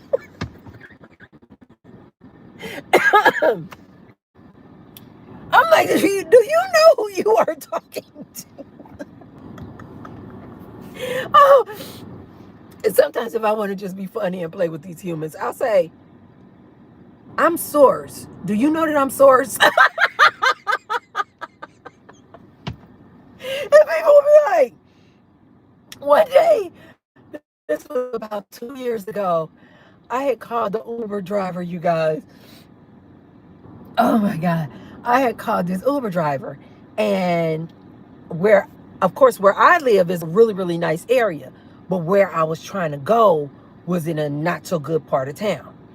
And so I don't know if she just got another ride. I don't know what happened, but I called the Uber. She came to my house. Soon as my app said she was outside, I went outside. I go outside. I grab the back door handle. I literally sit inside the car, and I said, I was like, oh, okay, thank you. And then she looked back at me and she said, oh, I canceled the ride. And I said, what? She said, oh, I canceled the ride. She said, you didn't get the notice? I said, no, I just got the notice that said you were outside, and I came right outside. She said, no, I've been sitting here for 10 minutes. And she said, we have the right to cancel the ride if you make us wait longer than whatever the time frame is. You guys, I am so silly. But I meant this to my core. I'm not even playing, because I really do believe that I am source. I believe you guys are source too. You guys are just still asleep. You guys don't know who you are. I'm sorry. I mean that with all the love in my heart. Most humans don't know that they are source. They literally believe that they are just confined in this human avatar body. And so that's why you have so many humans feeling like they are the victim of something, because they don't realize they literally created their reality. They created their struggle. All of us are source, you guys, having a human experience. It's just that most people are asleep. They don't know this. So I got in the back seat and she said she canceled the ride, you guys. I looked at this girl with all of the seriousness in my chest. I said, you canceled my ride? And she said, yeah. She said, and I guess she may have been thinking I was about to get real belligerent or something. She said, yeah, and because, you know, I've been waiting and blah, blah, blah. And I didn't argue. I didn't debate or anything with her. I said, oh, okay. I said, you do know that you just canceled a ride on Source.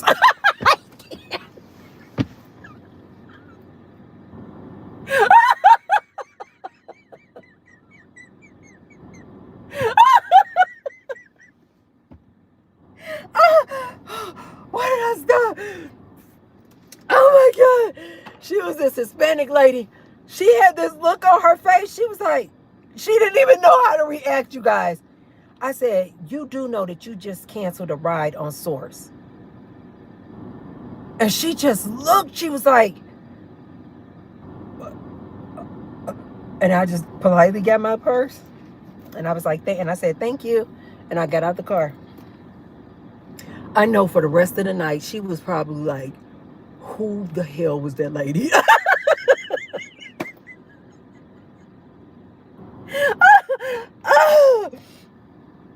When people talk to me all kind of out of line or whack, I'm like, do you know who you're talking to?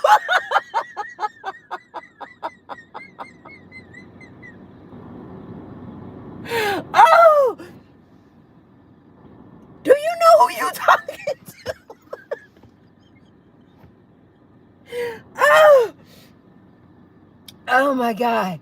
You guys, and this really can be detrimental in relationships, especially as a woman. When a woman wakes up and realizes who she is, this can be very detrimental in a relationship, because when you really wake up and know who you are, you will look at a man who's trying to control you, and you will just look at him like, no, not today, not tomorrow, no. You won't tolerate any of his nonsense. This is why I try to inspire my ladies all the time to realize who they are. You did not come here on this earth to be up under some man's thumb. You did not come here on this earth to be controlled by another human. If a man is doing something that goes against your morals, your beliefs, crossing boundaries, just erase him out of your story. You don't have to have any ill will toward him, no hurt feelings. When you realize, women, who you are, you're just like, I put you in my story, and now I can take you out.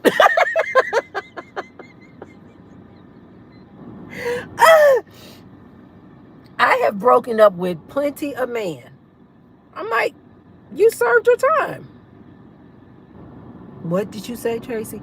You served your time, sir. We had a good time while it lasted. We had a good time while it lasted. This is why I try to tell my ladies nowadays, you want to be out here dating around with these men, you need to tell these men, things start getting a little serious. Instead of, oh, I want to get married. Let's get married. Let's be exclusive. Let's move in together. You ladies need to start telling these men, I will be with you as long as we good. As long as we having a good time. As long as we are enjoying each other. We are respectful of each other. You bring me joy. I bring you joy. We laugh. Then we good. The minute things start going south and you start becoming a headache to me, you break my heart, you start becoming exhausting and draining to me, we can do this thing as long as it's fun. How long you think we can be in a relationship, Tracy? As long as it's fun. As long as it's fun for me. As long as it's beneficial for me. The minute that you start acting up, start acting a monkey,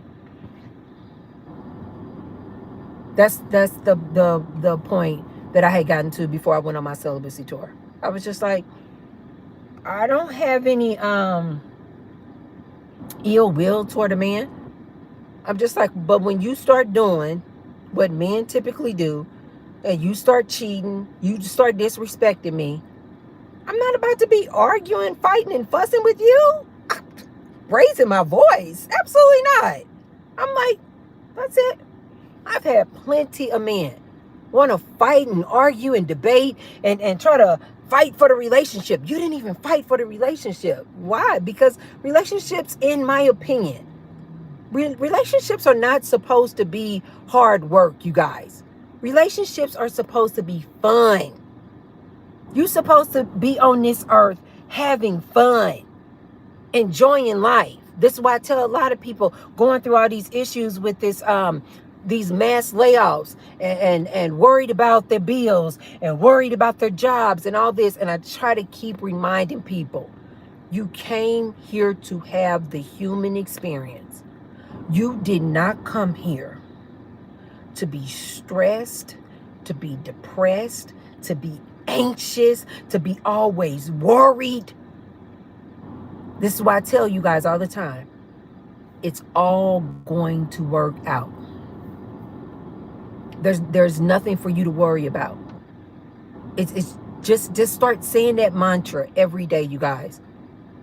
When you find yourself about to get worried about something, worried about a man, worried about your husband, worried that you don't have a man, worried about your boyfriend, worried about if he's cheating, worried about the bills, worried about the kids, concerned about this, this is why I tell you ladies all the time, I'm trying to be the glitch in the matrix and remind you guys, don't worry.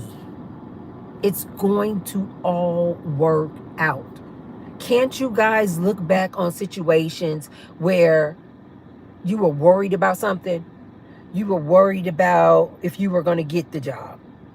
Then you get the job. Now you worried about whether or not you are going to get the promotion. You get the promotion. Now you in the C-suite making great money. Now you worried about whether or not you're going to lose your job. And when you guys look back, don't you guys realize it all worked out? It all worked out. How many stories do you guys need to hear about when women, yes, you guys say hi when you guys come in and be sure to hit the thumbs up button. Haven't you guys heard so many stories of people saying, I lost my job. But you know what, looking back, that was the best thing that could have ever happened to me. Because I lost that job, it forced me to start my own business. Now I've been doing my own business for 10, 20 years. It's the best thing that could have ever happened to me. You know what? I remember 5 years ago, they called me in the office and said they were laying me off. But because they laid me off, it forced me to start my Etsy shop and start making bracelets and jewelry and earrings. And now this was the best thing that could have happened to me, because now I can work, have my online business, my online shop, and be able to be at home with my beautiful kids, and be able to be at home and cook a good homemade meal for my family. Getting laid off from that job was the best thing that could ever happen to me. You guys know and have heard, if not experienced this. The reason why I bring this up is to remind you guys, doesn't it always work out?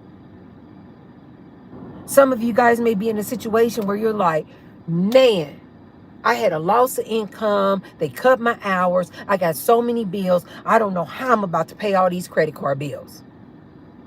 What does T-Bird always tell you guys? Don't worry about it.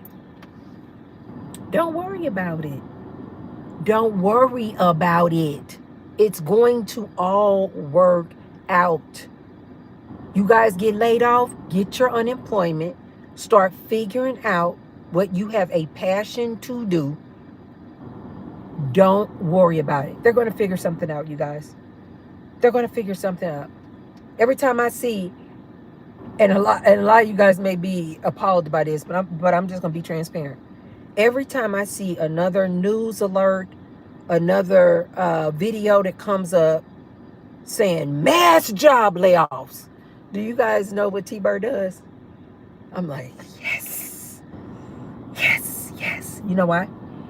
Because I already know this is the only way that's going to get humans back to what we originally came here to do, which is enjoy life and have fun. In my opinion, as long as you guys still have all these jobs and relying on these jobs and working yourself to death, working day in and day out, the more you're going to keep going to these jobs. Whereas if they just take these jobs away from you and they let AI do all of these mundane, boring jobs, It's going to force humans to get back to doing what they have a passion to do. Maybe you start your own business. Maybe you start your own perfume line. Maybe you start making some natural lipsticks and sell them to T-Bird. It's going to force us to go into doing things that we have a passion to do. You guys, we did not come here to be living like robots, going into these 9-to-5 jobs where they are working us to the bones. So many people complaining they don't even have time to spend with their family and their loved ones. When they look up, it's 10 and 20 years later, and they're like, where did the time go? I'm 40, 50 years old. I never spent time with my family. I never did things that I enjoy doing. Let AI take these jobs, you guys. And you start figuring out what your meaning and purpose is.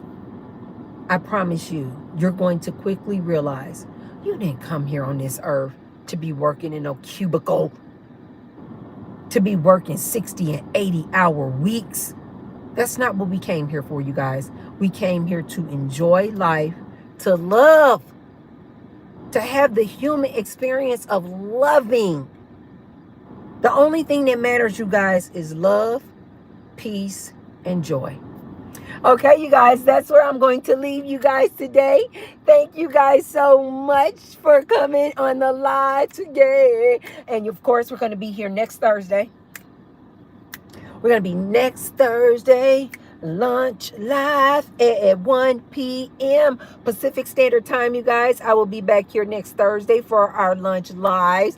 Thank you guys so much to everybody who joined me today. Thank you, Parik. You were very, very active in the chat today. Thank you to Rochelle and to Wanda. Thank you guys so much. I love it when you guys keep the chat going and you keep the conversation going. I know. Paris said, I'm back at home with my snacks. Now I can listen to you carefully. Go back and watch the replay. If you guys just now coming in, be sure to go in and watch the replay to get the whole thing as well. But be sure to hit the thumbs up button, you guys. And I will see you next Thursday. Tomorrow's live, not live, tomorrow's upload is going to be about homosexuals, you guys. That was a really fun one. I enjoyed making that one. So look out for the upload tomorrow. I upload every single day at 7 a.m. Pacific Standard Time. So look out for those uploads. Also subscribe, you guys, if you like the content, or Tracy Unplugged. Be sure to subscribe, and of course always hit the thumbs up button. Okay, you guys, I will see you next week live, and I will see you on the upload tomorrow. Thank you guys so much for joining me for the chat. Thank you, thank you, thank you. I love you, and I love you, and I love you, and I love you. Love you guys. Bye.